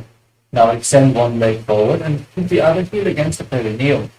Lean forward and down. Hold onto the front foot with both hands. As you lean down as low as you can, breathe in Jiva Kumbhaka. Inhale, hold your breath, and move the retained prana freely within your system by the force of your will. Master the movement of prana within your body. As you visualize Swamiji in your inner space and gaze in Vaishnavi Mudra, don't focus on anything externally, only focus on the object within. एकं पादं प्रसार्य एकं पादस्य पार्श्वना जीवनी सम्पीड्य हस्तद्वयेन प्रसारितपादाङ्गुष्ठं धृत्वा जानुपरिमस्तकं न्ययेत् अर्धपश्चिमतानं भवति. Next up is Planchasana. Now bring the left foot outside the hip. With the top of the foot flat, hold on to the right foot and extend it up in front of your face. Keep your knees straight and visualize yourself as a crane. वासिष्ठमतकौण्डिन्यं मेघकुक्कुटमेव च अष्टावक्त्रमतो तानं मयूरं सेतुबन्धनं उत्थानपादं क्रौञ्चं च मरीचिं वीरभद्रकं नटराजं त्रिकोणं च शुक्ताङ्गष्टप्रसारणे.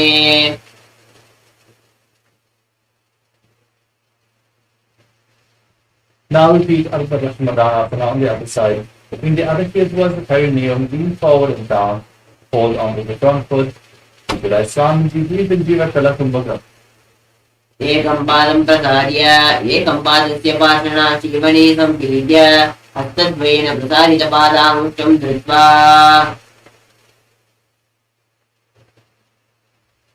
Now repeat Krandasana on the other side. Bring the right foot flat, outside of your hip, knee on the ground, and lift the left foot in front of your face.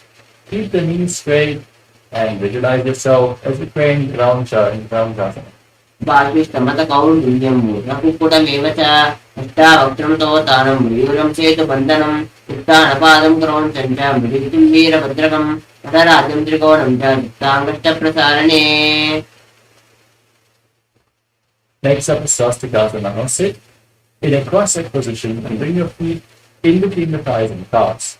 Keep your hands flat on your knees, face to the tip of your nose, and embody peace, well-being, good fortune, and prosperity.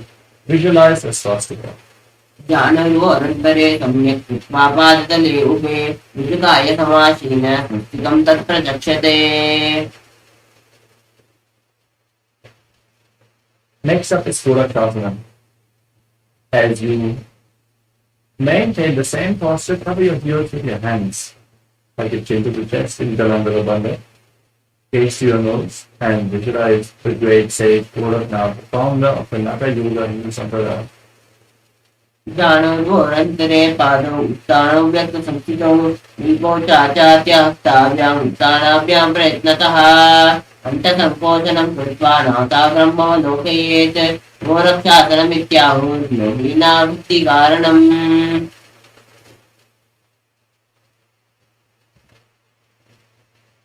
Next up is Bhagasana. Now,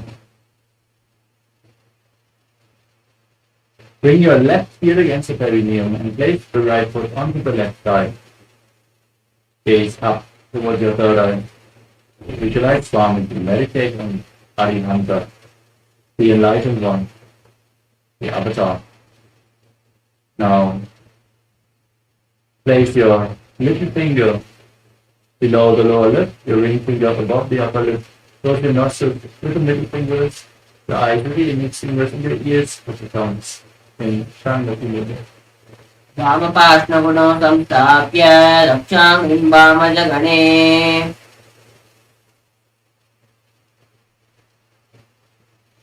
Now place your feet onto opposite knees.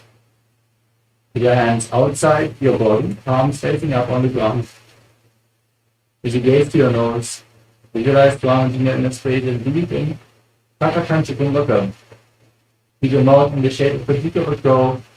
Inhale through your mouth and exhale through your nose. चित्तानो चरणो कृत्वा संस्थाप्योपरि जाननो आसनोपरि संस्थाप्य चोत्तानं करयुग्मकम्.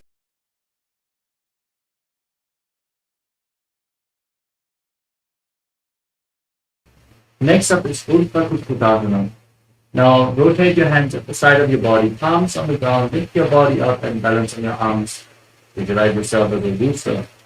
वासिष्ठमतकौण्डिन्यं मूर्धकुक्कुटमेव च अष्टावक्त्रमतो तानं मयूरं सेतुबन्धनम्. Now bring your hands in between the legs, palms flat, gaze at the nose, don't lift your body up, stay seated, and you visualize Swamiji here in a space in Siddha Harakabhyasana. प्रथम पद्मासको करे हस्ततो वागोडासन्धिधेरे. Next up is Hamsasana. Now lift your body up the ground. Gaze to the nose as you visualize yourself as an elegant swan. त्रिपुटासनं स्थित्वा स्कन्धपर्यन्तं मूर्णयित्वा. Next up is Padmasana. Now raise your hips, keep your legs in Padmasana, and push your hands through the legs, interlocking the fingers in Bharatha Mudra, placing them on the ground, in the forehead, on the head as well.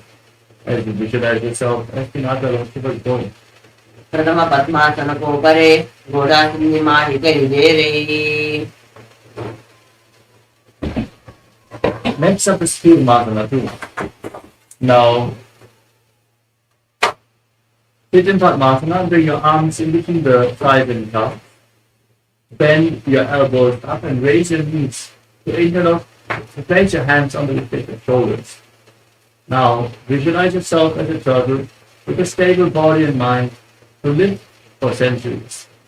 Bami jangga dakshina pava, dani jangga paribam vidyava. Next up is BHAGAVAN. Now, take your chin to the chest and gaze to your nose. अथ वक्ष्ये नीलकण्ठ वृन्तिवेदासनं शुभं ज्ञात्वा रुद्रो भवेत् क्षिप्रं कृष्णवायुनि केवनात्.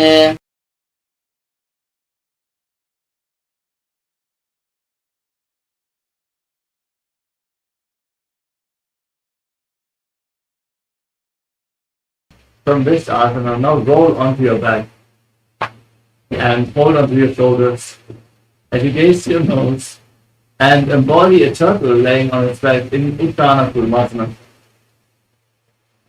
इष्टानगोर्मपीडश्च नैमद्गारुडमेव च पाताजिनं गोमुखं च भारद्वाजं त्रिविक्रमम्. Now sit up back in Padmasana. Bring your hands to the legs and place one palm flat as you hold onto the respective wrist with the other hand, lifting your entire body up on one arm. Visualize yourself as a rooster in Paramashivoham. कुटासनं स्थित्वा एकेन हस्तेन अन्यस्य मे बन्धं धृत्वा. Now place the other hand on the mat, lift your body up, repeat Paramashivoham as you visualize yourself as a rooster. कुटासनं स्थित्वा एकेन हस्तेन अन्यस्य मे बन्धं धृत्वा.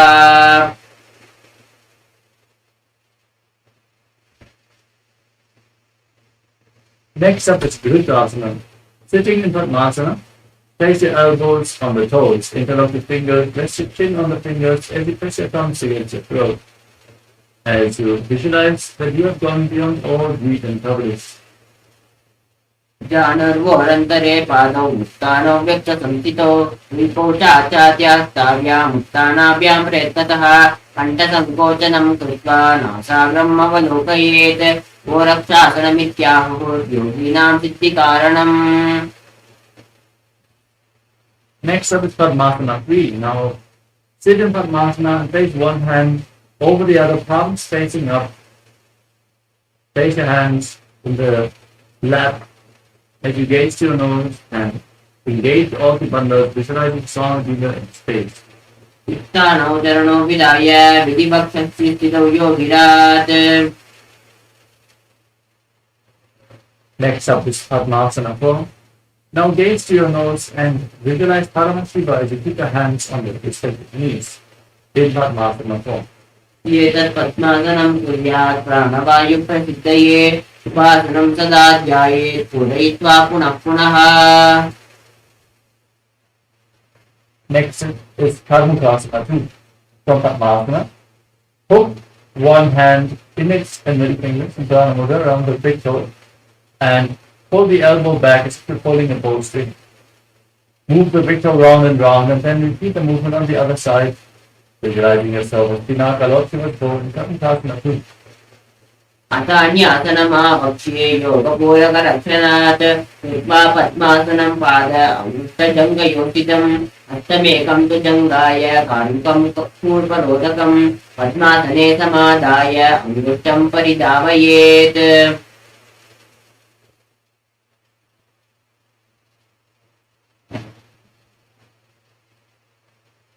Next up is Karmukasana 3. As you sit in Padmasana, put your arms behind your back and hold on to the big toes in Prana Mudra. Now, gaze to the nose and visualize yourself as Pinaka Lord Shiva's body as you perform Mahamudra Bandha. कार्मुकासनमाश्रित्य उदरे पूरयेच्छुकं तदवायुर्वशो याति कालेन सूक्ष्मवायुना कृत्वा पद्मासनं मन्त्री वेष्टयित्वा प्रतारयेत्. करेण दक्षिणो नैव वामपादान्तिकं ततम्. From the same posture, now raise your chest, gaze up, and visualize yourself as the action of Paramashivoham destroying anything you thought of in Vidhasana. पूर्वभ्यामुपरिस्थाप्य पादयुग्मं प्रयत्नतः दक्षिणं सभ्यदेशे च सभ्यं दक्षिणदक्षिणे करद्वयं पृष्ठप्रत्य परितं प्रश्नयत्नतः. Next up is Nagirasana. Now lay on your back. Keep your legs in Padmasana and your arms crossed behind your head. Back, holding onto the big toes if you can. Gaze to your nose. Breathe calmly through the nose in Sahadra Kumbhakam and visualize yourself as a snake. प्रथम पद्मासनकोन्धाने द्योहतपाचाने आने पादा अंगुटपकड़े आने शोभे कहुनिकुला एपाने. Now free your arms and legs and pull your knees up towards your chest and circle your legs with your hands interlocked in Parasha Mudra. As you bring your chin to the knee, squeeze your body into a ball in Kalikasana. निद्रासने स्थित्वा हस्तपादान्निष्कृत्य ऊर्ध्वं नयेत् पृष्ठं तेन भूमिं पतेत् कण्डूकासनं भवति. As you lay on your back, place your feet flat and interlock the fingers around your neck. Gaze to your nose and visualize Swamiji in Utpavasana. प्रथमे सूर्योदयेन करावे घोड़ा उबारा से मिलावे विपमा यदि अंकुश गौरी करे एक सिमेलरे सोई. Now bring your hands underneath the heels with the palms facing up. As you lock your throat, lean in Murcha Kumbhaka and visualize yourself as a powerful alpha ape in Marakasakitasana. उत्तान शयनं पादतले उत्तान हस्तयोः स्थापयेत् पृष्ठभागम् उत्तमयेत् मरकटपीठं भवति. Now bring your hands to the lower back and extend your legs out. Support your body weight with your elbows on the mat as you gaze to the nose and visualize Swamiji in Uttana Shikipitaka. संगोर्बलहीनस्य उत्तानशिखिपीठकम् अप्रमत्तः प्रकुर्वीत Bhakte प्राग्विदितेन्द्रियः. Next up is Narakasana. Now raise your legs up, point the toes towards the sky, and keep your arms flat on the mat for support as you visualize yourself blissfully traversing to Narakaloka unscathed. दीवाखण्डेन भूमिं विष्टम्ब पादाग्रद्वयमुन्नयेत् नरकासनं भवति. Now bring your hands to the lower back for support and then lower your legs down, angle them to engage your core intensely as you visualize yourself as a boat crossing the ocean of samsara and Hiranakasana. नौकावस्थित्वा ऊर्ध्वं पादाग्रद्वयं नयेत् तिर्यन् नौकासनं भवति. Now place your hands back on the mat, straighten your legs up, be stable and sturdy like a flagpole as you visualize yourself as the KAILASA flag, respected across all nations in God's. तिर्यान् नौकावत्रीवा कृष्णकोर्परैः भूमिं वष्टभ्य. Now lower your legs down. Keep your hands at the side, palms facing up. As we enter the final asana of this sequence, Utthana, completely untouched from any movements of your body and mind. Lay completely still as you pull the Kundalini Shakti up forcefully along the spine in Shakti Chara Mudra. Visualize your body is dead. And Swamiji, the Supreme Ponttiff of Hinduism, is liberating you. Internally chant Mahabhagavatam. Om Nithyananda Paramashivaham. अतशवासनम् उत्तानं शववद्भूमौ शयनं तु शवासनं शवासनं श्रमहरं चित्तविश्रान्तिकारणम्.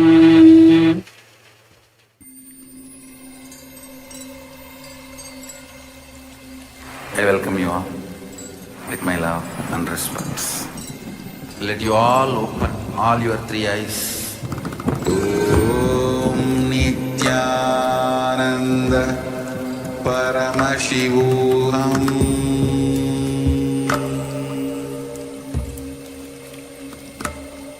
Om Nityananda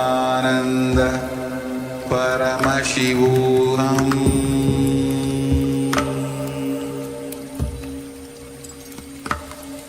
Om Nityananda Paramashivoham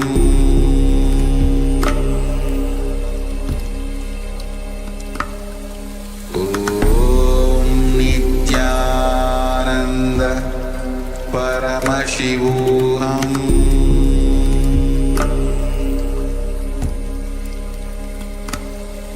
Om Nityananda Paramashivoham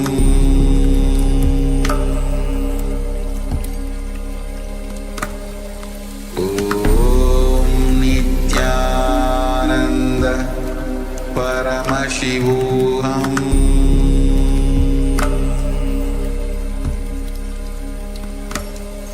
Om Nityananda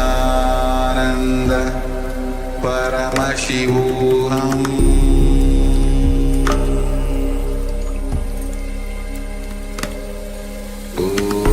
Om Nityananda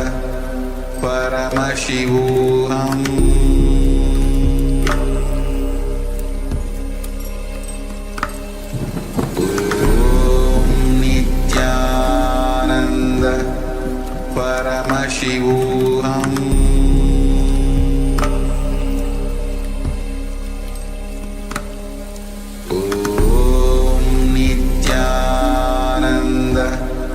Paramashivoham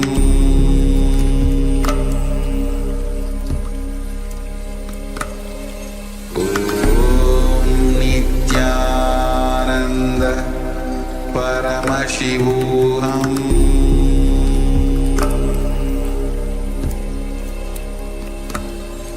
Om Nityananda Paramashivoham. Now, slowly return to your physical body. Start to wiggle your fingers and toes, your wrists and your ankles, your elbows and your knees. Move your arms and legs, pull the knees up towards your chest, roll from side to side, and slowly return to a seated position.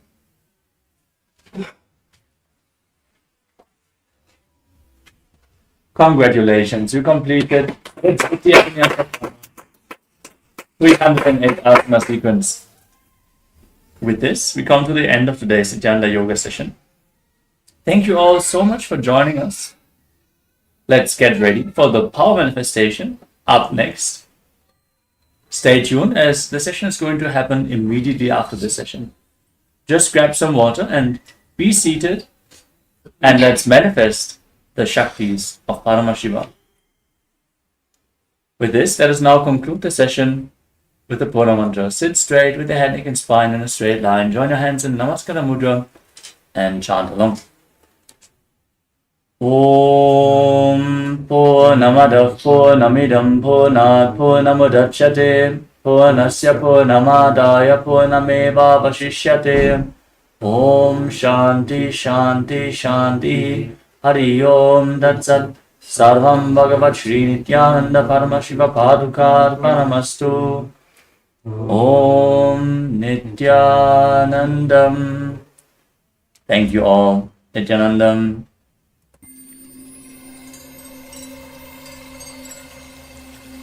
I welcome you all with my love and respect. Let you all open all your three eyes. Om Nityananda Paramashivoham.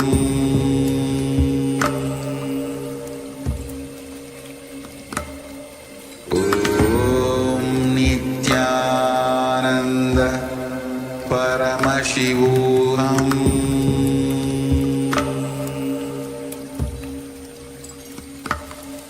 Om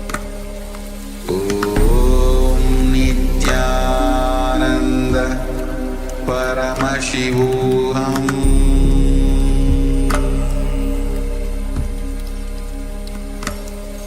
Om Nithyananda Paramashivoham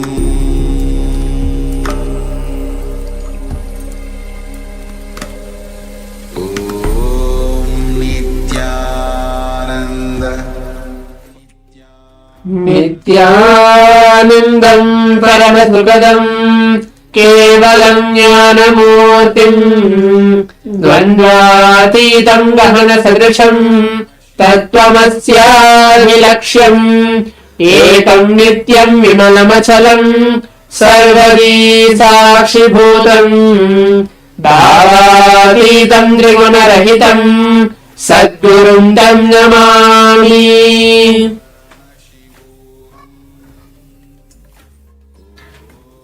Nityanandam, we welcome all the Paramashivoham Level 3 participants back again for the next session which we are going to have today.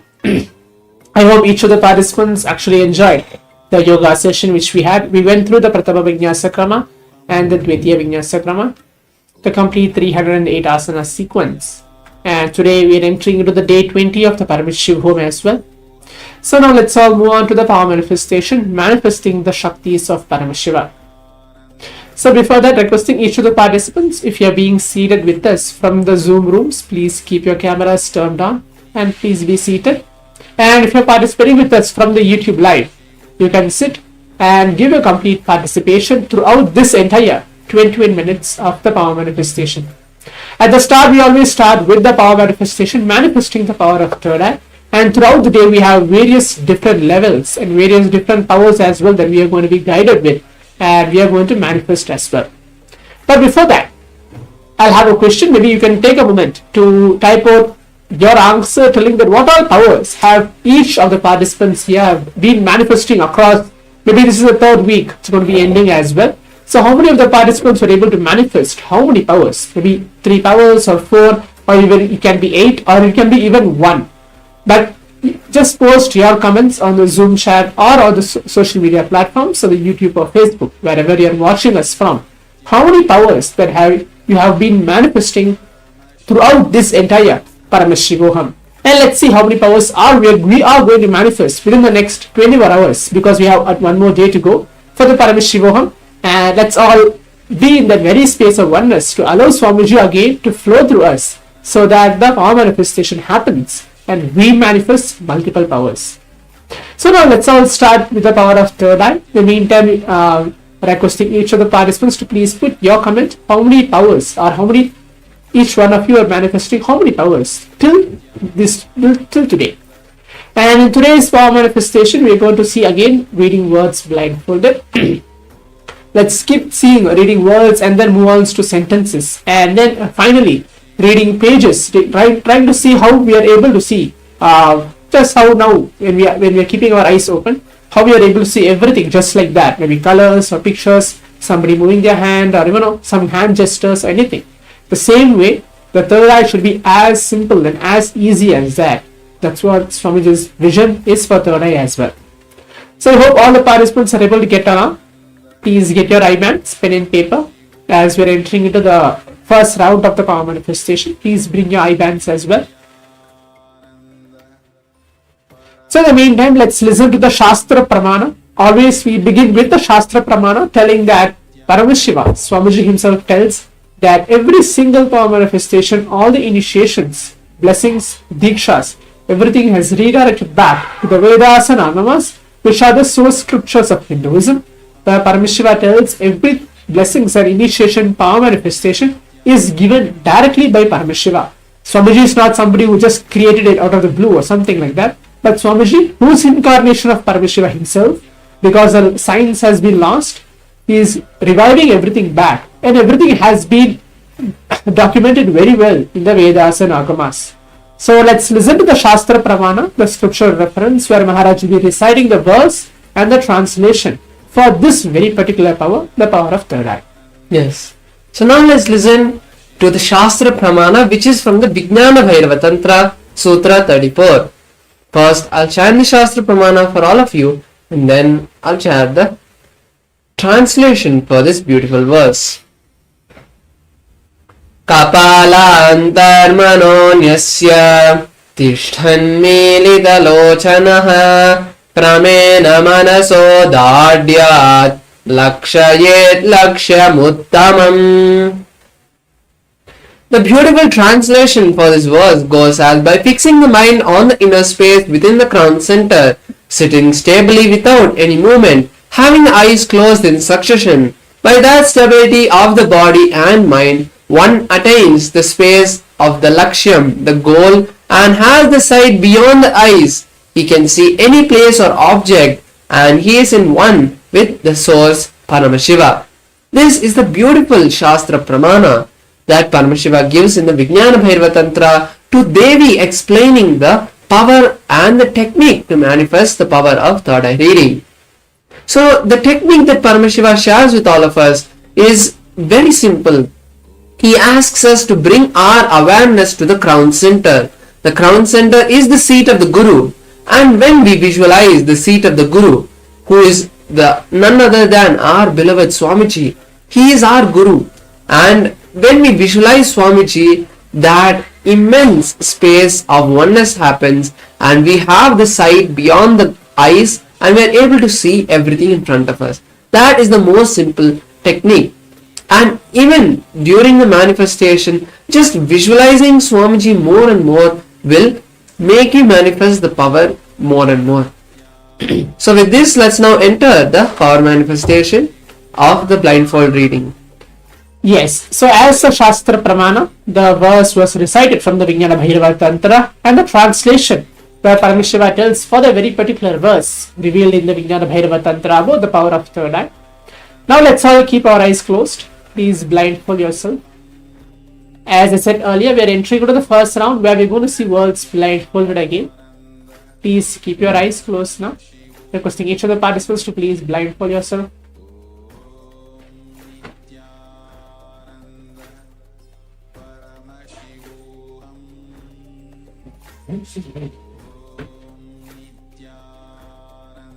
Yes, so now take a moment to remember Swamiji. Be in that unclutched space to remember the Supreme Pontiff of Hinduism. Just be in that simple feeling connection.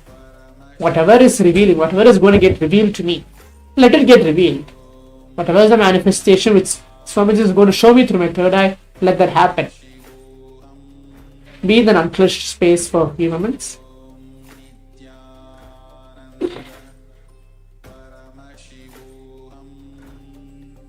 Start chanting the Mahavakya.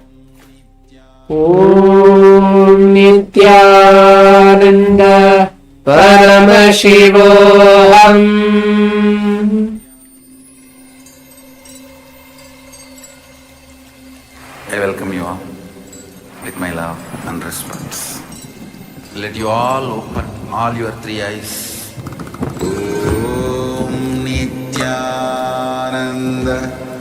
Paramashivoham.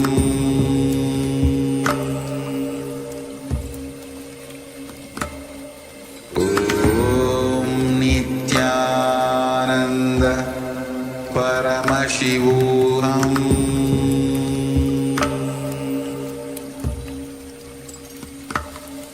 Om Nityananda Paramashivoham.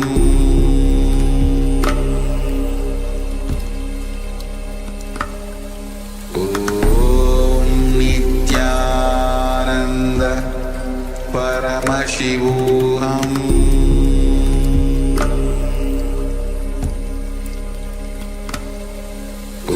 Om Nityananda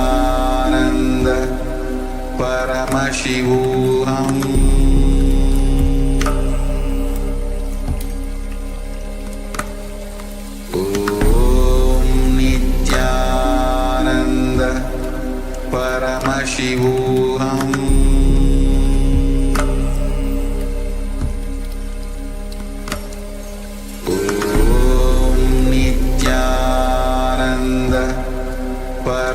Paramashivoham.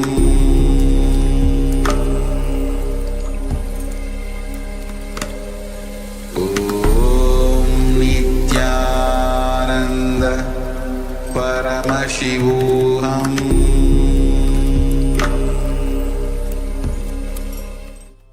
Yes. Now slowly, very slowly, please open your eyes. And now with this, we have completed the step of seeing the picture blindfolded. Now start sharing what Swamiji shared, gave the revelations in your third eye. Everything that he gave, whether the colors, pictures or words, share all of them. And when you share these various revelations that Swamiji gave you, you start trusting your third eye. See, when you hold the revelation inside you thinking, okay, I've just thought of these things and that's all, then you don't trust exactly your third eye. Because if you trust your third eye, you will be very bold, you'll be very open and you'll be ready to share. So Swamiji says that when you start sharing the revelations, when you tell outside what you have seen, that is when actually you are putting your trust on the third eye, saying the third eye, this is what you have told me and I'm going to tell this to everyone. So building that trust and will persistence to be having that trust on the third eye, having that belief on the third eye and on what Swamiji has revealed is the first step of the manifestation. So I request all the participants, share now what you have seen in this round of the manifestation. Everything you have seen, perfectly fine, you can share even if you have seen just black. And now if you are seeing in the Zoom or in the social media platforms, share what you have seen in the chat. So now let's all move on to see the image, which is going to get projected for all of us for this first round of the power manifestation. So I request each of the participants, now you can see it for yourself what we have written, what Swamiji has manifested through each one of you, and the actual image which is now projected. The image is, it's a word which is a battery. That's a word, BATTERY, and there is kind of a maroon background at the behind, and the letters are kind of gold or yellow in color. So similar to what we did in the yesterday and day before yesterday's rounds as well. So the word is battery, and then let's take a moment to see what each of the participants have actually manifested.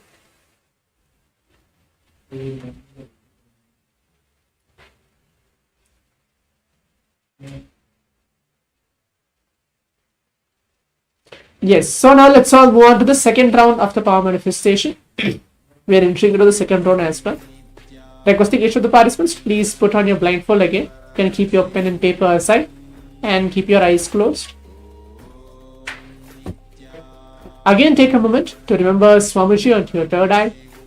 Keep your eyes closed. Keep yourself completely comfortable. If you are able to sit in Padmasana, that's the best posture to manifest powers. Keep your eyes closed now. We are going to again play with words and sing words blindfolded. Let's chant the Mahavakya along as we remember Swamiji that he is manifesting through each one of us. Om Nityananda Paramashivoham. I welcome you all with my love and respects. Let you all open all your three eyes. Om Nityananda Paramashivoham.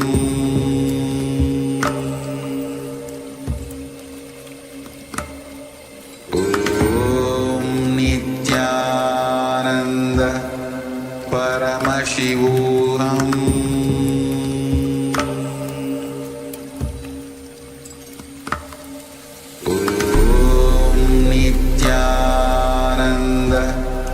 Paramashivoham.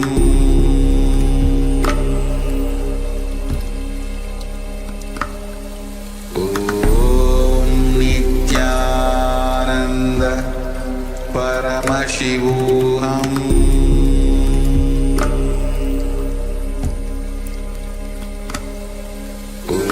Om Nityananda Paramashivoham.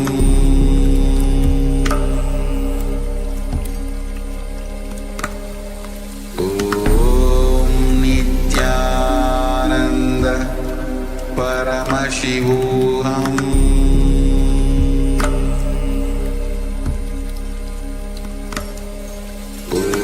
Om Nityananda Paramashivoham.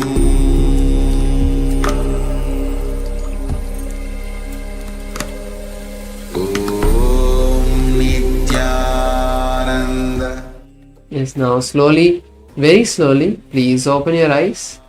And now, start sharing what you have seen during this round of the manifestation, the words, colors and pictures, whatever you have seen.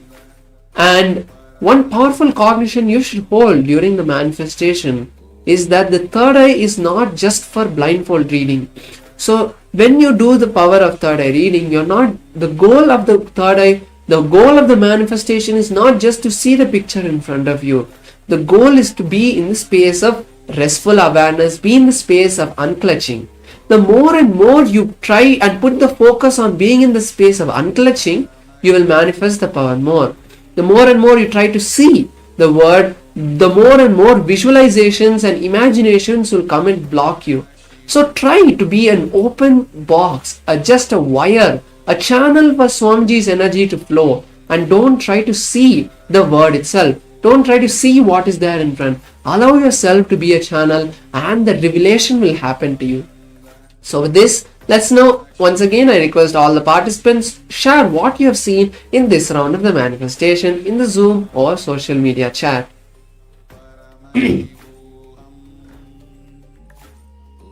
Now let's all move on to see the image which is there for all of us for the second round of the power manifestation.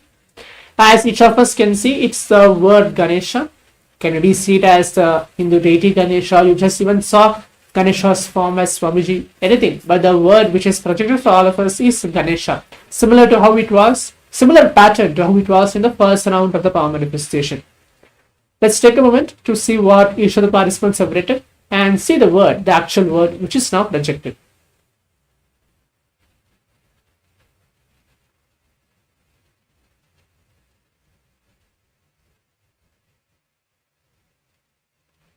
Yes, so now let's all move on to the third round of the power manifestation. We're entering into the third round. Requesting each of the participants to please blindfold yourself. Please keep your eyes closed. Keep your eyes closed again.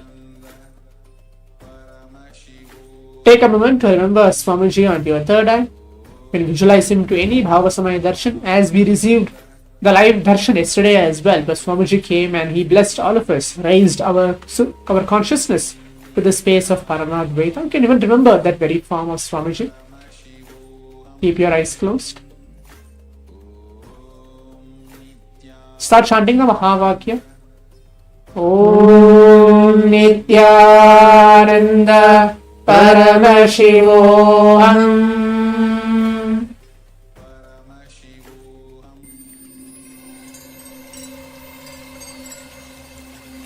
I welcome you all with my love and respects. Let you all open all your three eyes. Om Nityananda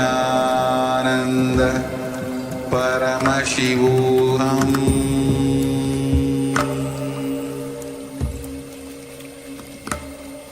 Om Nityananda Paramashivoham.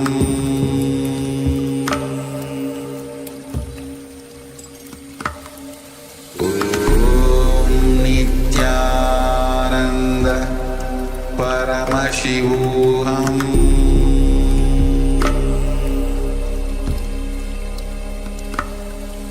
Om Nityananda Paramashivoham.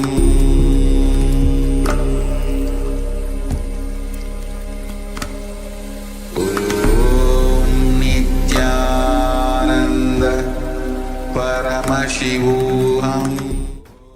Yes, now slowly, very slowly, please open your eyes. And once again, now we have completed the step of seeing the picture blindfolded, seeing the word blindfolded. Now start sharing what you have seen in this round of the manifestation.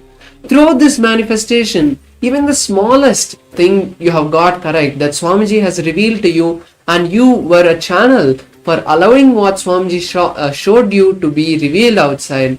And it was exactly what was there outside, what the word was projected also. Be happy and celebrate. That is only what is going to build your foundation, build your will persistence. the more and more you celebrate every smallest manifestation of Swamiji in your life, the more and more Swamiji will manifest in your life. And if you manifested, it's the greatness of Swamiji. And if you haven't manifested, that is also Swamiji's problem. Don't feel that it is you that you have to do anything. So now, once again, I request all the participants share what you saw in this round of the manifestation. Yes, so let's all move on, quickly see what is the third round and the final round of the power manifestation today. As each of the participants can see, the word is Vishnu. Similar, you can even take it as a Hindu deity, which is there, like how the previous round condition. This round, the final round is Vishnu, and the word Vishnu is in this final round of the power manifestation. Yes, so now let's all move on to the next. We prepare ourselves. We're going to move on to the next session now, as we have completed the entire 21 minutes manifesting the Shaktis of Paramashiva. Let's take a moment to share your experience, each of the participants' experiences, any breakthroughs you had during the yoga session, or any breakthroughs of any rounds, in the entire 3 rounds of the power manifestation, where each of the participants had in today's power manifestation. Let's take a moment as we're going to move on to the next session. Thank you. Nithyanandam. Nithyanandam, we are on a mission to revive the Enlightenment civilization. If you resonate with our message and want to be part of us, be sure to like, share, and subscribe. And don't forget to click the bell icon.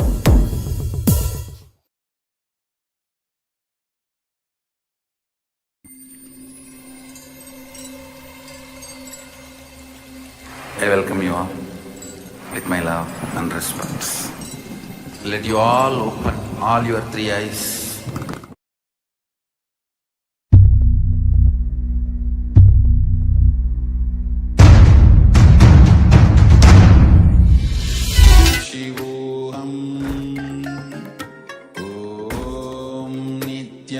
Nityananda Paramashivoham Om Nityananda Paramashivoham Om Nityananda Paramashivoham Om Nityananda Paramashivoham Om Nityananda Paramashivoham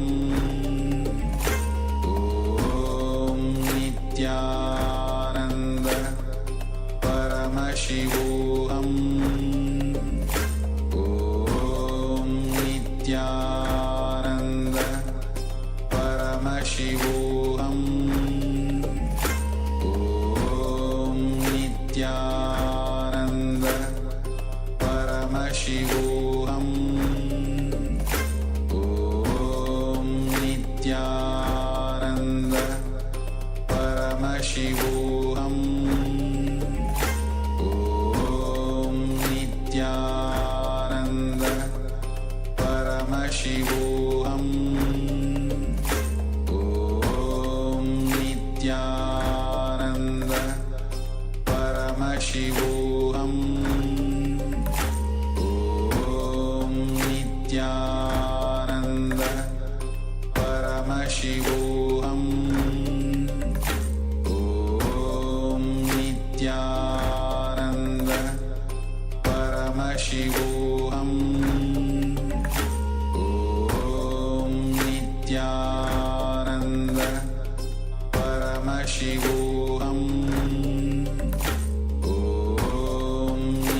Om